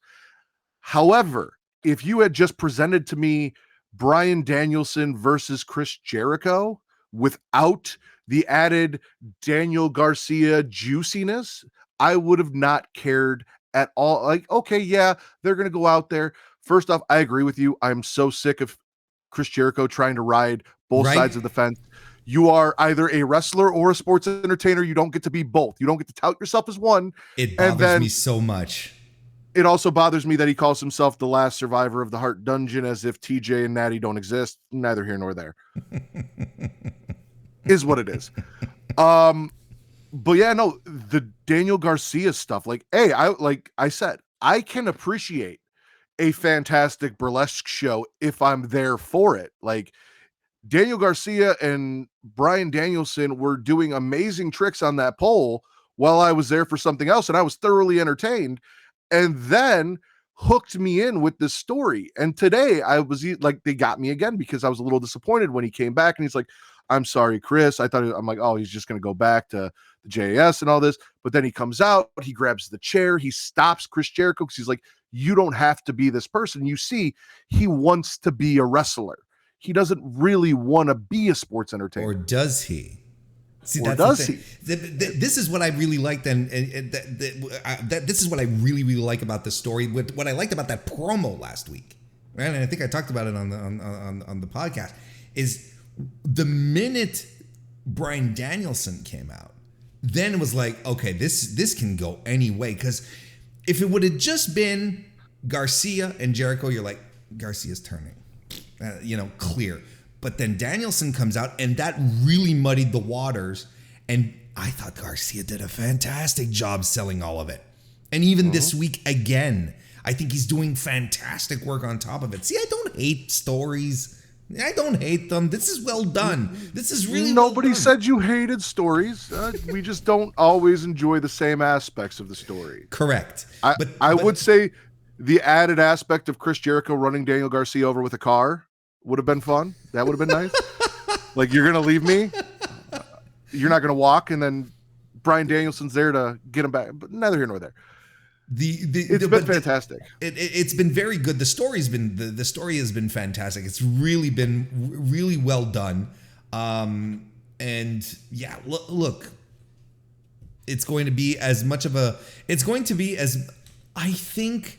Look, I think Jericho is going to bring his 100% effort game here because, just like anyone in wrestling, and I don't want to pretend like he's the only one, but he's got an ego. And I think he knows exactly what he's getting into here with Danielson. He's like, if I can't follow this guy's lead, I'm gonna look like a goof, and this is what people are gonna remember, right? It's a challenge for him, and I think he's going to bring his top effort to the table, and whatever he brings, Danielson will be able to make magic out of it. Yeah, as long as it's not like the lion salt that he doesn't quite reach or properly flip over on, Now, the big question, how does this one wrap up? How do you think this match is going to end? I think because of the story, it goes a little further than just this is the person who wins. There's the Daniel Garcia component. Oh, we are definitely getting a Daniel Garcia has to make a choice at the end. Jericho is the sports entertainer. He is the heel. They created it tonight with him saying, you don't have to do these underhanded things to defeat him. You are my mentor. He is my hero. You can do this. I have faith in you. And Jericho is going to go for Floyd. He is going to go do something where Garcia is either going to have to stop him. And then we saw again, Bryan Danielson came in with that knee and walked off smirking. And he's like, ah, crap, I just kind of screwed Jericho. Like, I just pledged my loyalty back to him. Now this is my fault. It's going to go there, or he's going to have to make that choice of, do you want to be a wrestler and join the Blackpool Combat Club? Or do you want to be a sports entertainer and stay with Jericho? Where do your morals lie? And that is going to help be the deciding factor. And I think you will agree with me that I really hope, for the sake of Daniel Garcia's career going forward, that he ends up in the Blackpool Combat Club at the end of this. I agree. When he joined the JAS, it was such a brilliant swerve because, the wrestler's wrestler is joining the sports entertainment group. It was so, like, I loved it so much, but I knew that eventually, this was doomed to fail eventually, right? Because he had to go back to his calling. I think he'll do it. I think he's going to go back on top of a Danielson victory here. On top of that, you got to give the people what they want. There you go. And the Acclaim is something that the people really love. I've been told everyone loves the Acclaim. That's what I've been trained into believing. And they're going to be challenging Keith Lee and Swerve Strickland for the AEW World Tag Team Championship. And this is one that does not have me at all. I got nothing on this one. Well, again, Keith Lee and Swerve, fantastic in-ring performers. They've done nothing with them as tag team champions, really. They did nothing to build this other than, hey, you guys are pretty cool and we'd like to wrestle you. The entire story has been the Acclaimed versus the Ass Boys and the love of Billy Gunn and where his loyalties lie, and then them turning on. That has been the whole thing. And then out of nowhere, Swerve and Keith Lee are like, yeah, you know what? You guys got something. Let me give you a shot at the biggest show with no build whatsoever. Let's get a payday, boys. Kind of thing. We got to get on the show. Exactly. And here's what's even more fascinating to me is that both of these tag teams, before ending up where we are, were in such compelling stories with other tag teams, right? And I mean, the Acclaimed and Ass Boys, it's fine. Like, it was not for me, but I can understand. It was for me. And I can understand that a lot of people really like it, and that's cool. Got them over, and that's ultimately all that matters, right? Keith Lee and Swerve were in this great feud with the Ricky Starks and Powerhouse Hobbs. That was some of my favorite shit that they were doing. It was actually getting me to turn into Rampage. I was tuning into Rampage to see week in, week out what these guys were doing. I thought it was just choice stuff. They were in these great stories, and then both of them are dropped, and then both of the I guess the victors of these feuds sort of came together into this all of a sudden they're doing a match kind of thing, and I'm like, okay, like, I don't really care for the Acclaim period. I really like Keith Lee and Swerve. And I think they're underusing Swerve dramatically. Swerve is a star. Like, he is a star. And they should be using him. I saw potential in him for being, whatever they wanted Cody to be as a breakout star for the company. I see that in Swerve. And for another demographic on top of that, So, wow. No, but for real, it's... No, I'm agreeing with you. I just don't know if that's the route that Tony cares to go. So... That's a whole other discussion, right? Yeah. Yeah. And I agree with you. But my thing is, I see Swerve and Keith Lee as stars, but as single stars, not necessarily as tag team stars. Well, I do enjoy their dynamic together and everything like that. Them as a tag team, I feel like they both have far more worth in singles roles. However, I have to give credit to the Acclaimed because I was not a fan of the Acclaimed, and they have won me over. Maybe it's all of the scissoring, maybe it's all of the wordplay, maybe it's, making fun of the ass boys, whatever juvenile things they have done. I mean, I was a huge DX fan. This is very much somewhat DX tax. Yeah, it won me over. So I'm not saying I want to see the Acclaimed win, but I wouldn't be mad if they did, just because they are extremely entertaining again on the microphone. And I would also like to see Swerve and Keith Lee go a different route. I really like Anthony Bowens, though, to be perfectly honest. I think he's great. Do we see a title change, do you believe? I don't really see it, but I wouldn't be mad if it happened. Right? I do. Because I'm a guy where it's like strike while the iron is hot kind of thing, and the Acclaimed are hot. Despite whatever I feel about the thing, I understand that they're a super overact, and just like you said, Lee and Swerve, they should be doing single shit. So get them into single shit. Yeah, I agree. I think it would not be a terrible idea. But you don't think there's going to be a title change? It would be. I mean, the Acclaimed have been, they talked about, like, you guys have been around, you've been on the cusp, you guys haven't, this and that. So yeah, there's that, but I just don't feel like this title run for Lee and Swerve has even had a chance to get off the ground yet to end it already. Like, yeah, I kind of feel like they had transitional champion written all over it. I feel since they had to, because they had to get the titles off the Bucks, and yeah. I'm pretty sure Tony in his spiral notebook that he carries around, I'm pretty sure he had O'Reilly and Fish at this point being world tag champions. So probably, I think he's doing his best. And look, and honestly, there'd be nothing wrong rewarding the Acclaimed, right? Because here's the thing, and again, and I'm saying this as someone who doesn't necessarily care for the act, right?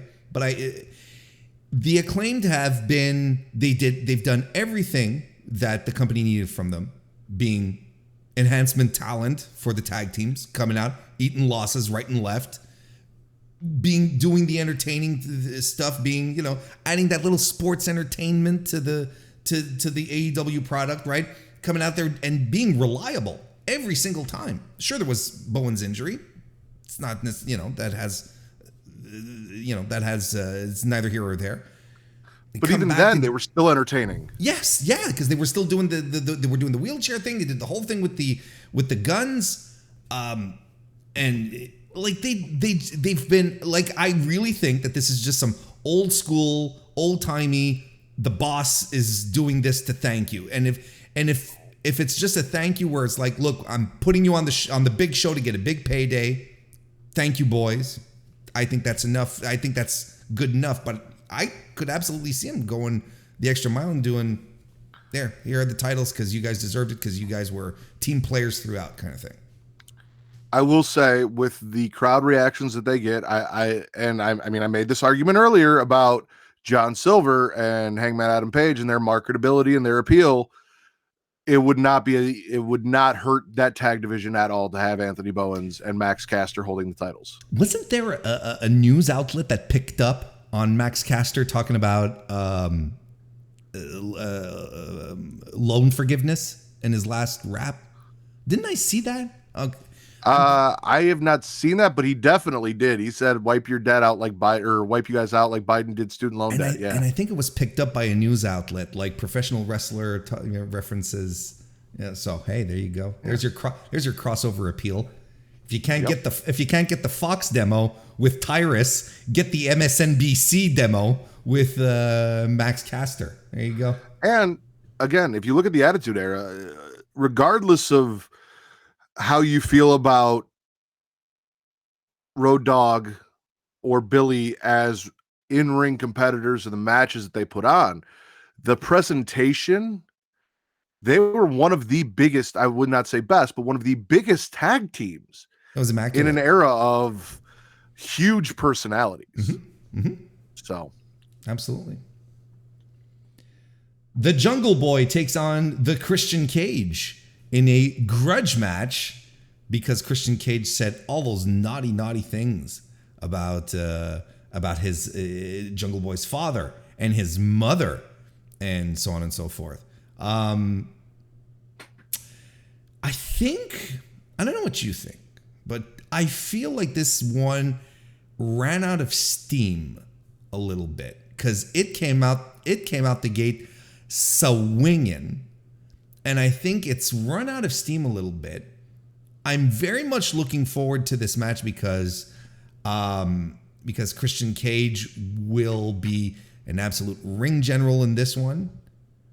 And I think Jungle Boy understands that this is his big singles revelation / debut kind of thing, like where they're starting to take him seriously as a singles guy, right? Because, well, multiple reasons. So I'm excited to see how this match is going to translate, but I think I was into it 4 weeks ago. Yeah. You know? Which I talked about. Again, tonight, there was nothing Christian and nothing Jungle Boy on your show before your pay-per-view. There was the sit-down interview with JR. I did not see that tonight. Yeah. Really? Yeah, they had it was a pre-tape, and they were both sitting in the same room, and JR was sitting between them, and they just talk shit to each other. But that was that after the women's match? I can't recall the placement, unfortunately.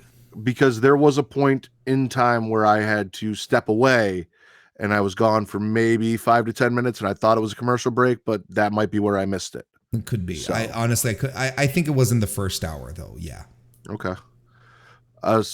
Well, then I am corrected there. However, I do agree. This is something that, again, with Luchasaurus as a monster under the guise of Christian Cage and babyface Jungle Boy coming back, losing his best friend, Christian has corrupted him. I mean, I really enjoyed Jungle Boy's sister yelling at Christian. That was fun. There was a lot of great stuff here. The whole stuff and was then fun. Luchasaurus shows up and he's like, oh no, you know what? I'm back with Jungle Boy. And it's like, oh, okay. I was keeping him safe for you, Jack. It's like, yeah. I don't buy. See, this is sometimes, I think it's one of AEW's greatest strengths is sometimes just keep it simple. Like stick to the basics. And I really thought, and this would have been super compelling. I really thought Christian was going to be like, no, you have to beat Luchasaurus to come after me. And if you can't beat Luchasaurus, you're not going to get me. Friends versus friends, and Luchasaurus just beats the shit out of Jungle Boy in the match. Like, and you have that sweet come from behind babyface victory, right? Where Jungle Boy crawls and scratches his way to a win like you're like. And Christian Cage, he tried to cheat in the meantime, like he threw everything to try and keep this kid down, and he couldn't. And that would have been an important story bump. The problem that we had here is that we didn't have a story bump. Once Jack Perry came back, everything just was like, we went from point A to point B to point C, and then week after that is like, we're at point C, we're at point C, we're at point C, we're at point C. Oh, now we're going to point D because it's going to be the resolution at All Out, but we've had a couple of weeks where not much was going on. We peaked at Christian as a pussy t-shirt, and after that, nothing. Yeah. And I agree with you. That would have been fantastic.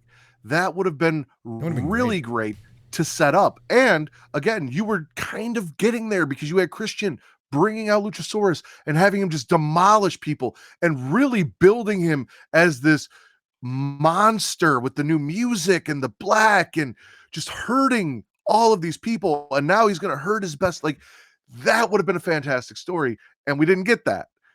And now it's gonna like I'm invested enough in the quality. See, to your point from a little earlier, I'm invested in the match because of the quality of the individuals involved. I don't think it's going to be it's not going to be your work rate match of the evening, but it's going to be some good in-ring storytelling, right? There's going to be a good story told throughout the match, and that's what I'm excited to see, because that's the type of wrestler Christian is. He's going to be able to. He's not going to sit around on his hands. That's not what I'm saying, but I'm invested to see how they're going to go with this. I'm excited to see how Jungle Boy is going to perform, because I think it's a bit of a do or die moment for him too. And he is not the strongest personality. No. So, like you said, very much do or die, because his promos are not fantastic. There's not a lot that he has said or done here to counteract the evil jackass that is Christian. And I know how you feel about some of the personal real life stuff being brought in and said, and the harshness. I, however, look at it as, if Jungle Boy is okay with it, and it is his dad, that is his business, and it makes it more entertaining for me, okay, fine. I also do realize that there are, in other aspects, there are people who have suffered from some things that they have made personal, that in other companies and in AEW, that affect people, and I completely understand the reactions to that, and not wanting to see that on their TV when they're trying to escape. So in this case, as evil and bad and awful and almost kind of knockoff MJF as Christian has been to a point, Jungle Boy has not given us a lot promo wise to get behind him. So this match, like you said, really needs to do it for him, and he really needs to get the win here, because I don't think after everything that was said and done, he can suffer a loss. No, he's the only one of these four pillars, right, that hasn't broken apart from the pack, right? So don't get me on the pillar discussion. That whole thing drives me insane. In retrospect, I don't think it was a good gimmick. I don't think it was a good, in retrospect, right? I'm fine with the idea of the pillars. I just hate that every week everyone's like, so who are the pillars of eight? I'm like, that's not what a pillar is. I mean, that's not what a pillar is. A pillar is a pillar, and it doesn't change because you decide that you like a new wrestler more than you like. Yeah, exactly. That drives me insane. No, the pillars of All Japan Wrestling are the same four dudes since 1995. That's fine. It's anyway. So we're both in agreement, though, that this is Jungle Boy's match to win. He absolutely has to come out on top. Yeah, we agree. Ricky Starks versus Powerhouse Hobbs is also a singles match happening here. Oh, what's going on? What's going on, Matt? I told you that I've been watching 1996 WWF recently, yes. Right? I'm actually almost out of it. So I actually had a discussion with someone, because they were talking on Twitter about how as everyone's been kind of crapping on the build to All Out, there are some good builds, and they said this was one of them. And I disagreed. And I tried to be as respectful as possible and say, personally, and in my opinion, not to invalidate, like, I'm not saying if you guys enjoy it, that's fine. Mm-hmm. But for me, the moment you involved QT Marshall into this, you took the focus off what the feud was. It was like when they brought in the Executioner during the Undertaker Mankind feud. Okay, there you go. Okay. I remember. I know what you're talking about. Okay. It completely, it was then about Undertaker versus the Executioner. It was no longer about the betrayal of Paul Bearer and Mankind. Mankind was there. And we saw the same thing here. This has been more QT Marshall wanting to be a knockoff Tony D centric, where he's capturing and beating up Starks. I don't even understand what that did last week for Powerhouse Hobbs, where they have Starks in the back and they beat him up, and Hobbs is just standing in the ring after a win, watching his opponent get beat up with no real reaction. He's not going back there to join in or anything. He's just like, oh, okay, that cool. I almost don't feel like Hobbs wants to wrestle Starks. And I feel like Starks should be more mad at the factory because they keep messing with him and jumping him than he should Hobbs, even though Hobbs is the one that turned on him. It really muddied the feud for me in a way that has taken me out of it. I'm in agreement. I think this was a layup. This feud was, I think it was a layup. You didn't need, if anything, I was like, okay, they're throwing. Can I tell you one of my pet peeves? One of my pet peeves is when you're going into a pay-per-view and you have a star in the making, you have someone that you want to see wrestle, and you're not having them wrestle in the build up to the pay-per-view. That's one of my big quirks that really annoys me. And even if it's a squash match, if you're challenging, especially if you're challenging for a title, or you need to get some reps in. It's a pet peeve. And there's always exceptions to the rule, of course. But in this circumstance, I thought that they were going to feed the QT group to both of those guys to build up to the match. Look, they did it with 1 week with Ricky Starks taking out Aaron Solo. Mm-hmm. And then I was like, okay, next week then. Nick Camarado. Yeah, against Hobbs, right? And you have Hobbs toss him around. And at least you're getting your reps in that way. But I agree, like the QT stuff sort of began to overshadow the whole thing. And it's clear they want to make a star out of Ricky Starks. They absolutely want to make him a big deal. And because they're putting him in prime spots on the show. They're putting him at the top of the hour, right? They're putting him in the ring. They're putting him in the ring to wrestle or with a mic. So they have confidence in him. What's that? Fantastic promos he's too. Great. He's great. So and this guy's ceiling is world champion in your boy's opinion. Like I think this guy has all the tools to be a top guy. But this is, I think this was a layup that was, lost in the shuffle, like us, kind of like we were talking about first, where everything feels a little slapdash, in this build here. A couple of things didn't have some proper follow through. Jungle Boy, Christian Cage, Ricky Starks, Powerhouse Hobbs. I think they're doing both of these guys a bit of a disservice here, especially since, again, this is very personal, I thought they were doing great shit with Keith Lee and Swerve. I thought it was fantastic week after week. It was some of the best stuff on the show. And then the promo with Ricky, and then the turn.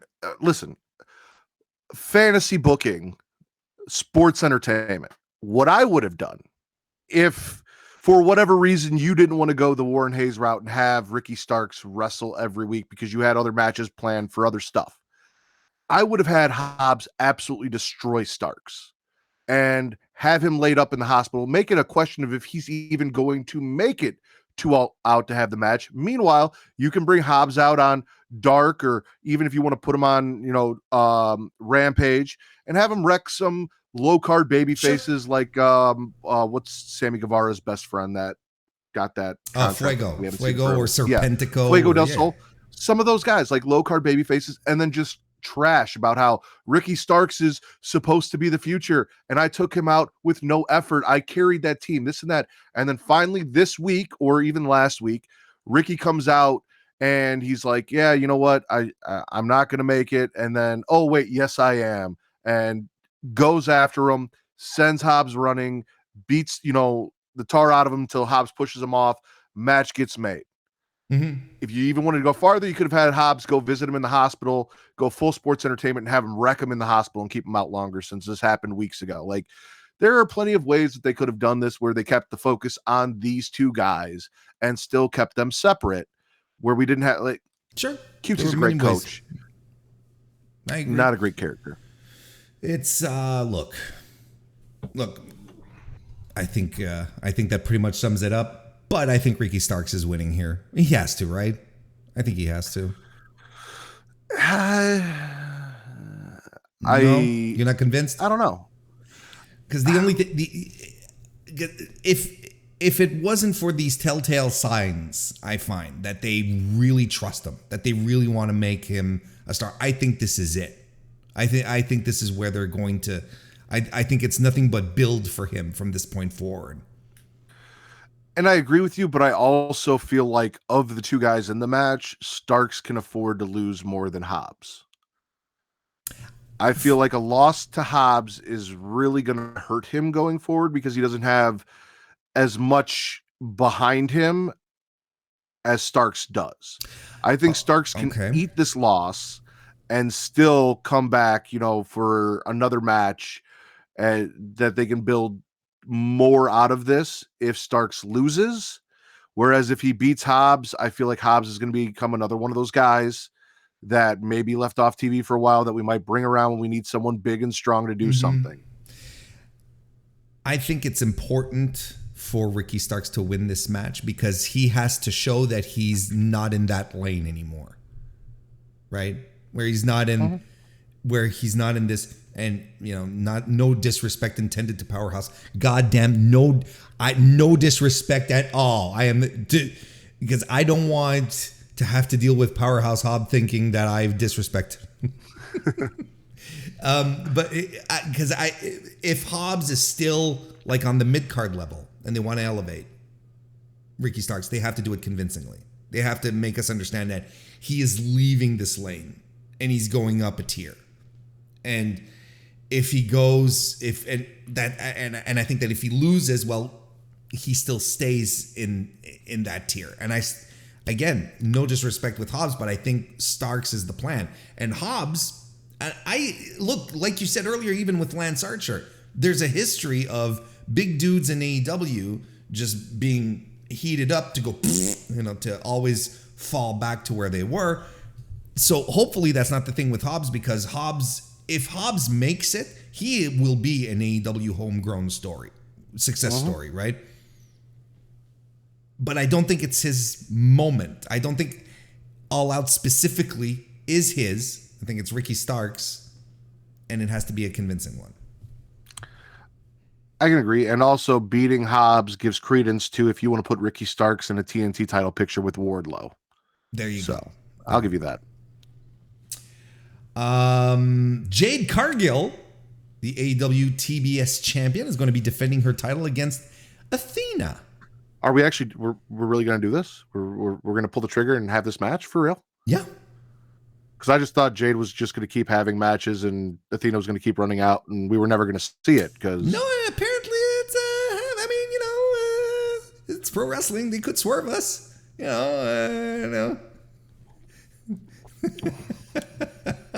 But yes, the match is happening. They're even having a sit-down face-to-face. I don't know if it's a sit-down, but they're having a face-to-face on Rampage in regards to this match. So what are we doing, Matt? This is a very, very tough one. I am a huge fan of Athena from NXT, her in-ring work, everything that she's done. She is an incredible wrestler. If Jade beats her, who beats Jade is the question.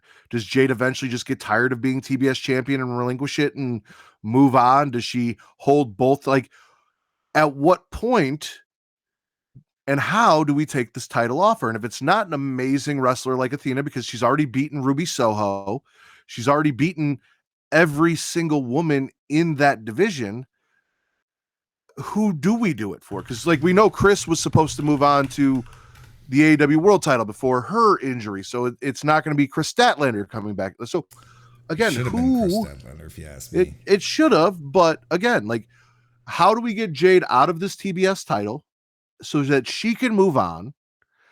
And who is the person that has enough credibility to beat her, if not Athena? It would really baffle me if, I don't know if it's going to be this match. Maybe the baddies get involved. Maybe this is where, not Kiera Hogan, but the one that Stokely picked.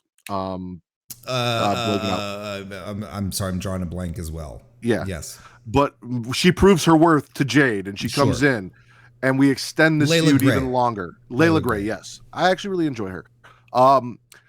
Maybe we extend this feud a little longer because Layla Gray comes in and finally proves herself to Jade and helps Jade get the win when it looks like Jade's going to lose. But, at some point, we've got to find somebody to beat her, and she's run through literally the entire roster and every person you've brought in from the indies that she could possibly beat. And I'm kind of getting tired of watching her beat people in 30 seconds in TBS title matches that have no consequence whatsoever. Here's something interesting, because I had a discussion about Jade Cargill recently. And again, for the record, I feel like every time I talk about Jade Cargill, I have to preface this by saying I enjoy Jade's work. I think she's improved immensely in a situation where she's been so much pressure has been put onto her very, very quickly, because she's still very green, but she's much better, and she has this presence. She has the star quality. She has the thing, right? So overall, Jade Cargill as a character, as a a television persona, I enjoy tremendously. And I'm very torn as to whether or not I want her to beat Athena, because I think the TBS title could use that little refresher. You get some fresh matches moving forward. I think it's cool. She's had the title over 200 some days, right? But Jade doesn't have a defining win. She beat Ruby Soho in the finals to win the belt. But since then, Julia Hart, Anna Jay, Ty, Marina Shafir, remember that one? Madison Rain, that's nothing to write home about either. Like, she hasn't had a defining win against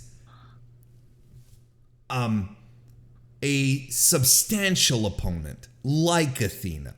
So I swear I am so incredibly torn here, because if she gets the win on Athena, then you're like, she's the real deal.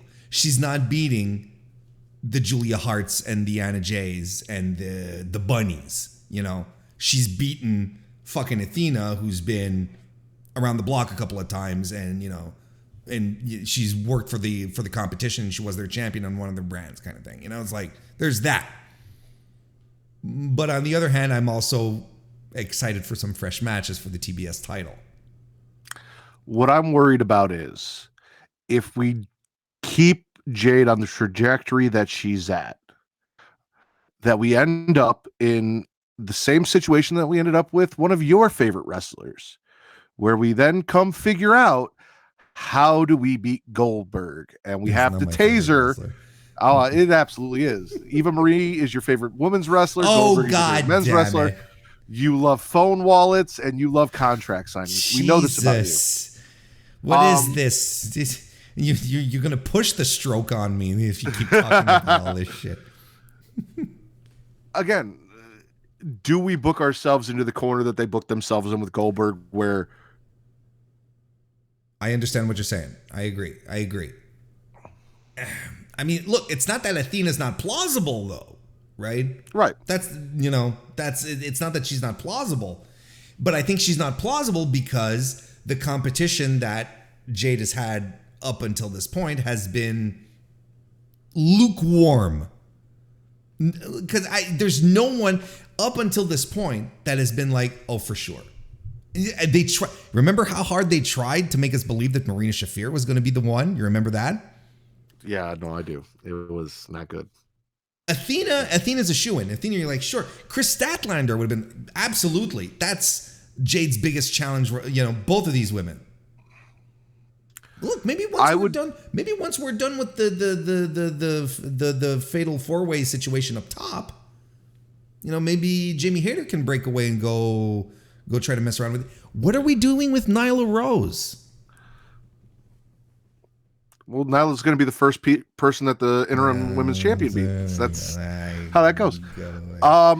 Listen, I am actually perfectly okay with Jade's TBS title win or run not ending with that landmark win that you were talking about, because then once she is vulnerable and we know she can be beat, that is then the next goal, is to then move up to the Toni Storms, to the Nyla Roses, Hikaru Shidas, and prove that I'm on that level and I can compete with these women, and I'm going to get that win over one of them. Interesting. May it be for the title or not. So I'll give you that. All right. So we have a gun to our head. We have to pick. Jade Cargill retains or Athena, new champion. I'm going to go Athena. Oh, I don't know. How about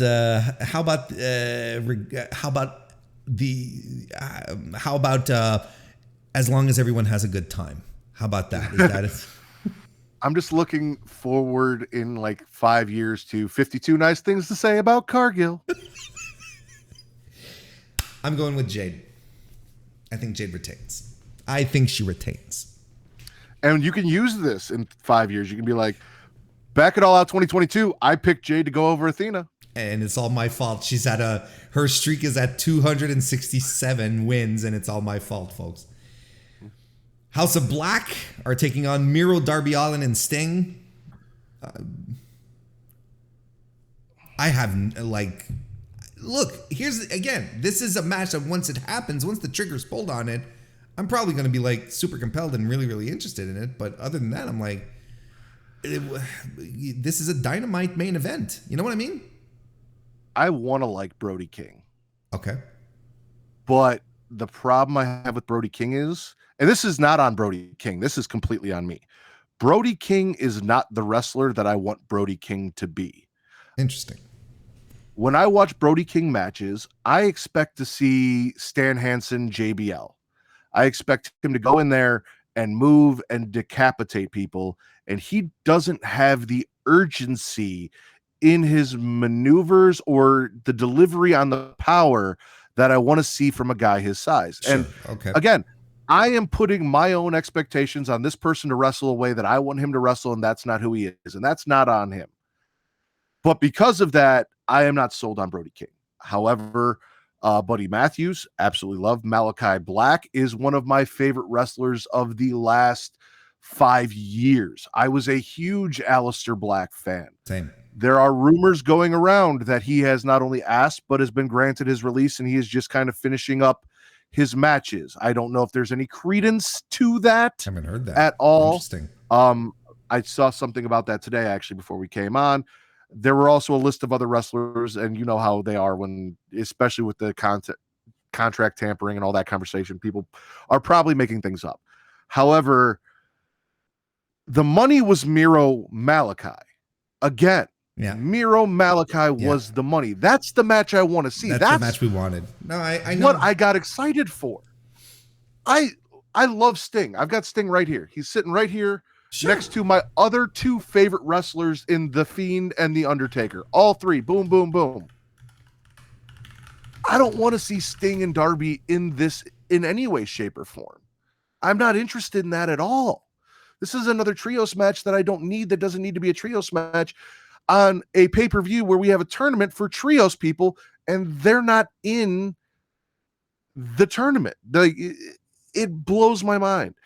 Why am I not getting the Redeemer versus Malachi Black? Why did we not have the build of Miro making the decision that he is not joining the House of Black? Instead, he is going to destroy them and get back to his God or whatever his narrative is by running through Buddy Matthews, by beating up Brody King, and leaving Malachi no choice. Why did we have to, other than to get Darby and Sting on a show, why did we have to involve them at all? It's a Wardlow FTR situation again, right? You're absolutely on the ball with it, I think, because the money match was Malachi and Miro. That's what we wanted.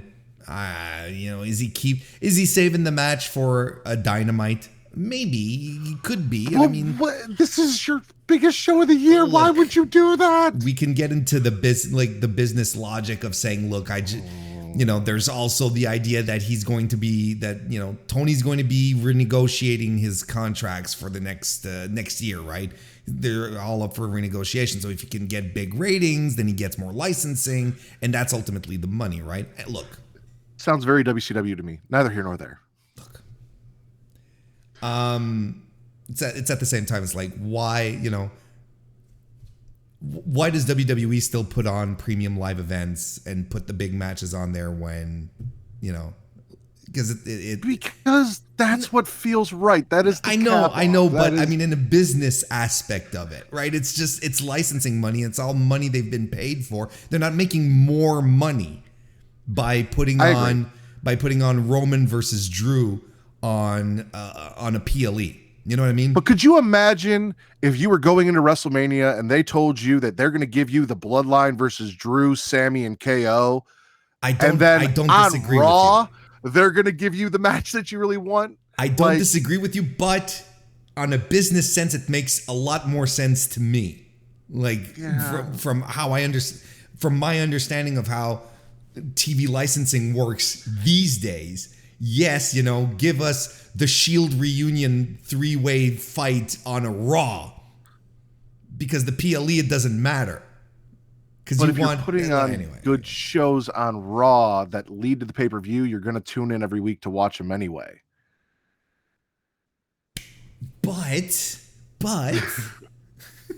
WWE and AEW can make more money if their ratings are higher.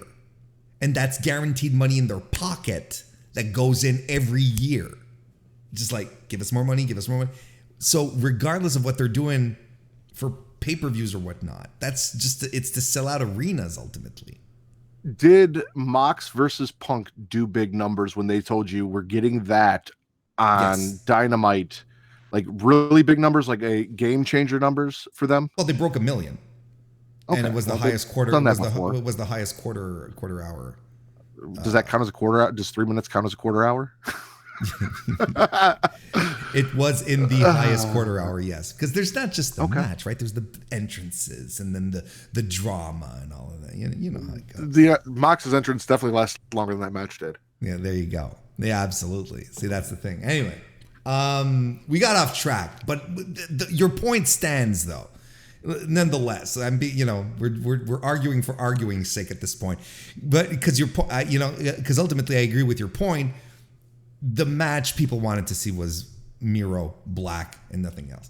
And I made a quick search, FYI, as we're chatting. The report about Malachi Black asking for his release is from Zero News. Okay, so it's trash. Yeah, no, and on top of that, in his tweet, it says unconfirmed report. So hit the bricks. Like there's, I think people are just losing their mind because they're losing their mind. But all of this stinks. I literally just got something in a group chat that had pictures of text messages where it was being discussed, but I didn't. Yeah. Look, it could be, but I see Zero News and I'm like, okay, all right, we're good. Let's move on. Does it even matter who wins here? I think the House of Black should win because they need to be badasses. I think that's what should happen, right? And hopefully get Miro Black on Dynamite.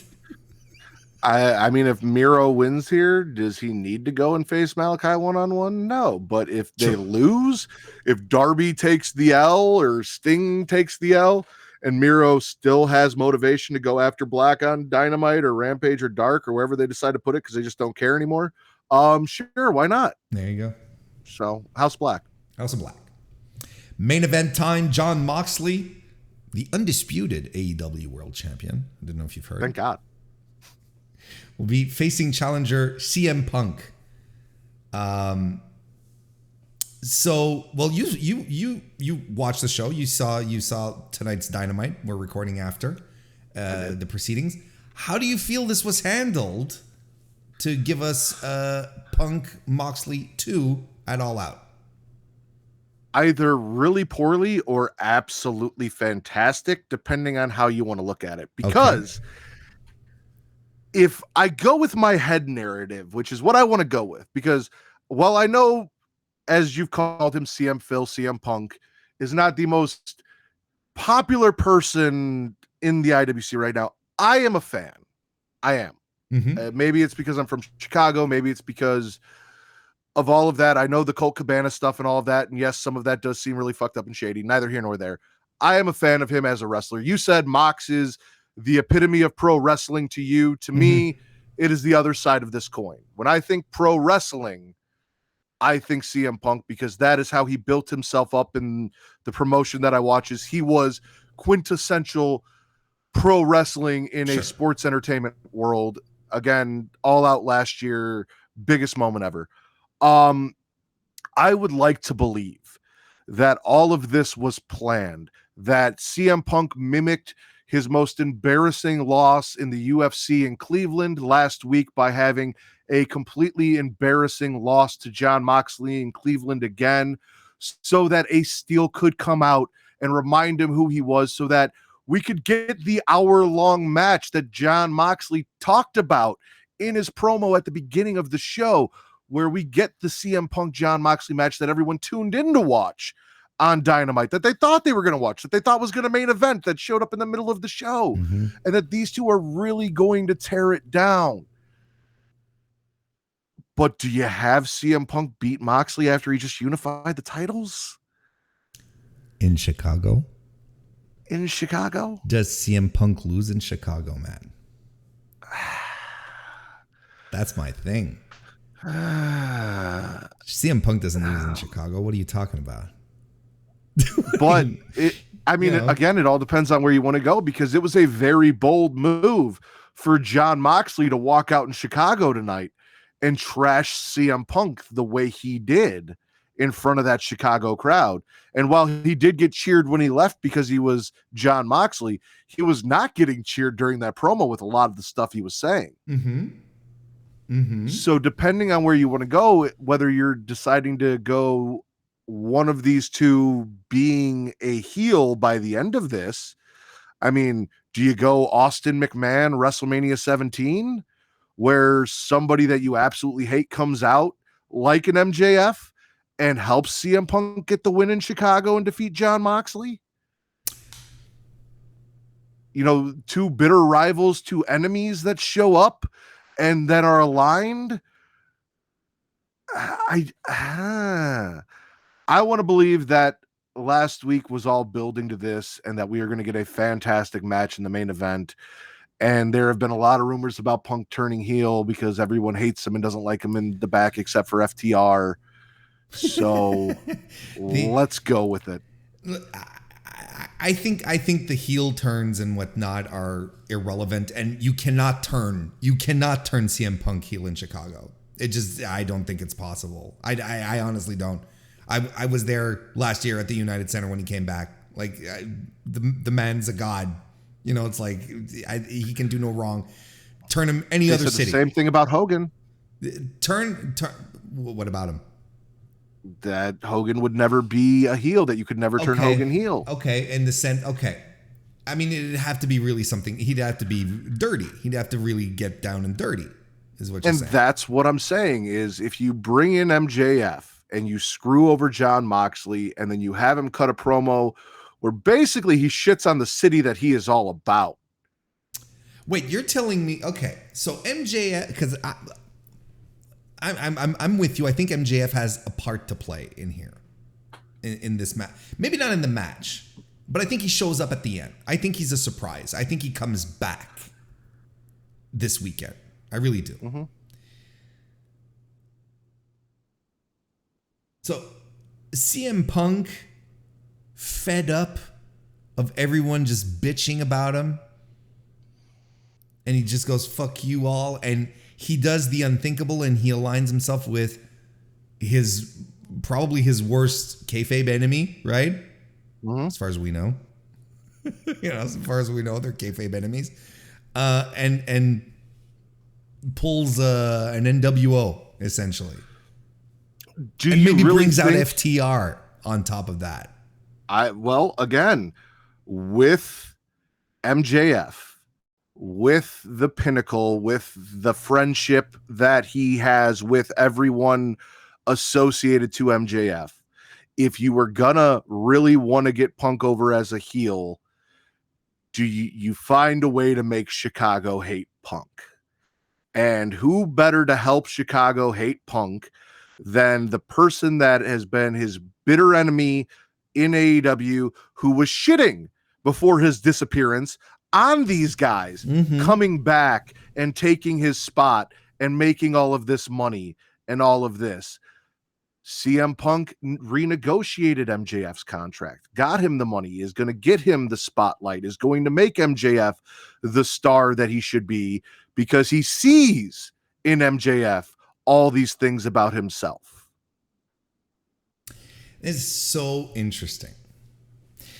I hadn't thought of that at all. Because to me, the whole heel face dynamic, I was like, it doesn't matter.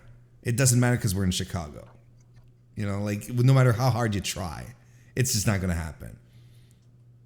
But it would have to be like something scathing. He'd have to do like something deliberately ugly, you know, and I like this way of thinking because then it would be a clever way for Tony to incorporate the backstage dramas that we've all been hearing about and just, you know, giving this angle a little hint of reality, just a little sprinkle of, okay, well, and using it.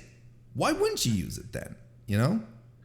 I mean, the only other thing you could really do, I think, is, and I don't know if they want to do this just because, as you've said, he is such a fucking geek, but make Tony the one. Because Tony loves CM Punk. Tony allowed him to be interim champion, wanted to save him. Become Eric Bischoff is what you're saying. Become Eric Bischoff. That would be just so poetic in multiple ways. Mm-hmm. Could you imagine, though, Tony Khan as an on-air personality week after week? I couldn't, though. It would drive you insane. But as long as he's trying to be like, so I cannot stand Hulk Hogan. I've made that very clear. Sure. I take every chance that I can to crap on him and everything that deservedly he pretty much has done as a character, while I acknowledge the fact that he, you know, was what he was in the business and brought the business to where he brought it.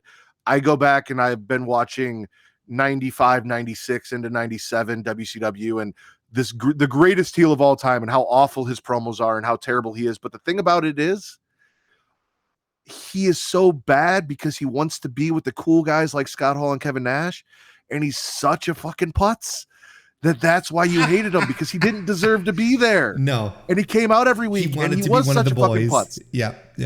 And what does Tony Khan want more than anything? He wants to hug wrestlers. That's what he wants to do. And be one of the boys. Yeah. I don't hate that. I really don't. I think what puts it over for me is that it would be a way for him to tie in the real deal dramas and frustrations that are happening backstage and just giving them a stage up front to play out, you know, to let things happen. And then we can go with your theory of, instead of having it be MJF, if you have it be Tony, and you have Punk align with Tony, and you play out the idea that Tony likes his new shiny WWE toys more than the pillars, and you bring MJF back and you give credence to everything that he said before he left. You have that built-in feud right off the bat, sure, because there's already the blood hate between CM Punk and MJF. There's already the hatred between Tony, who is now in CM Punk's corner. You have all of that. I really don't hate it, because see, for me, I'm a very Occam's razor kind of guy when it comes to booking. I like to keep it simple. Punk beats Mox for the title because it's in Chicago, and you know, Punk can't bear to lose in his hometown because he's his own biggest mark. And MJF's music starts, you know, after he's celebrating, MJF comes out. They have a stare down, whatever, but just like, and that, what does that do? Instantly, then everyone tunes in on Wednesday, right? Then you get big ratings pop. Everyone wants to see MJF is back. Oh my God, oh fucking God. And then what, because you've got a big match, you got a big show coming up at Arthur Ashe, right? In a couple of months. You're going to want a big time main event, CM Punk MJF 3 for the title this time, right? So either way, you know, your scenario, which involves a lot of moving parts, which I dig, which I'm like, this would be actually pretty fun, versus mine still ends in the same circumstance where MJF shows his face again, and we're back cooking, because this is our top feud. This is the top feud, MJF and CM Punk, which is what I thought they were going to run. when going here. When Moxley won the titles, are like, look, there's only one feud bigger than anything else that you can just like pull out of the bag and run with it. You don't, and you could do it on 1 week of build. Just do it on, and it's MJF CM Punk. It's just as simple as that. That's what I thought. But then what do you do with Mox? But they're going to keep it for TV. They're going to keep it for free TV. And you know what? In that case, that's not a terrible idea because you're still getting the big what everyone is saying is the biggest matchup that you can have for the title with the current roster, Mox versus CM Punk at your biggest show. And then the even bigger, more hate-filled blood feud of CM Punk versus MJF on live TV that everyone's going to tune into.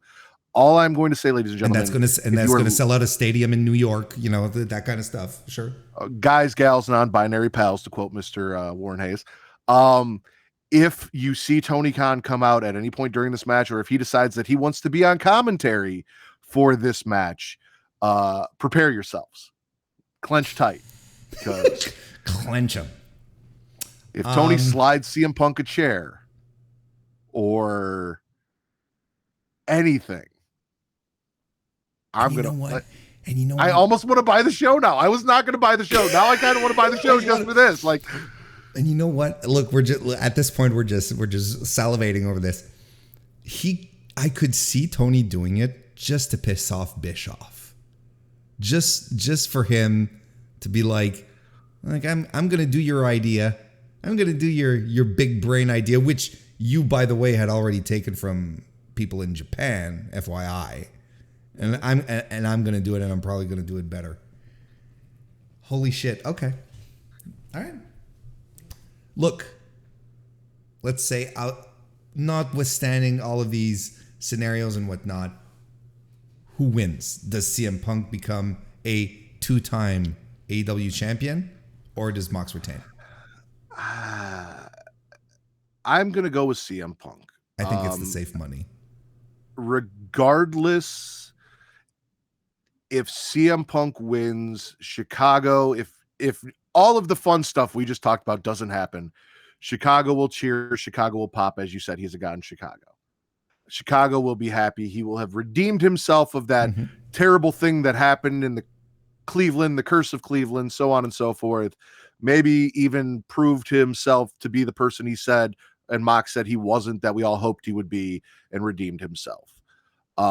Is it going to piss off a lot of the IWC and Mox fans? Yeah, probably.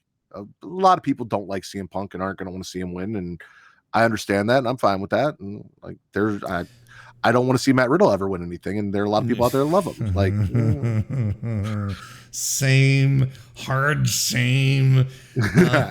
If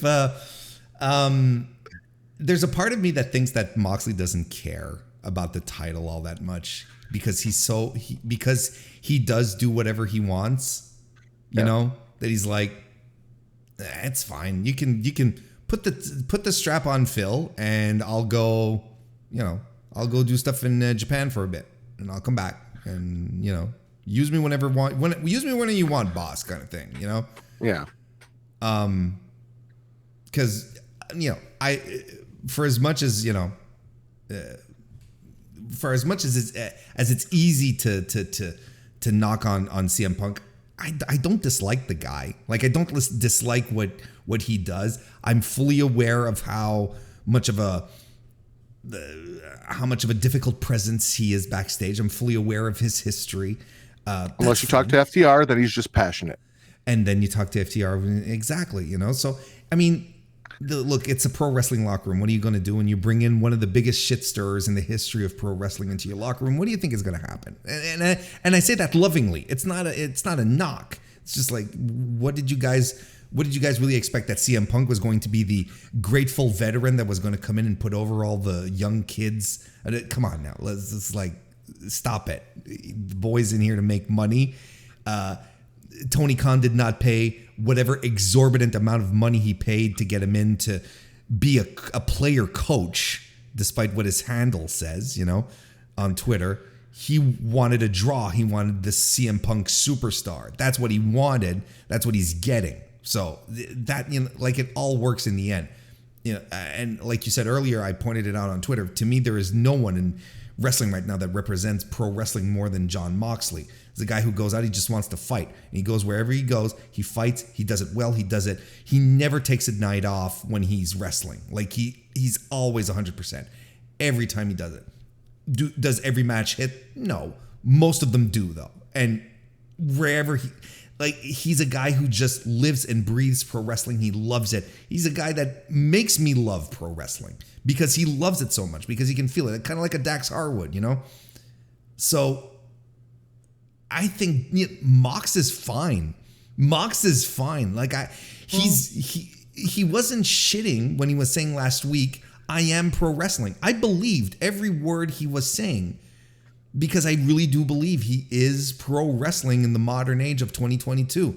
A wrestler being able to wrestle wherever he wants, doing the match that he feels like he wants to do, and not answering to one singular old dude who's scripting everything out and saying, you put a mask on your face and tell everyone wherever you go that this city smells bad.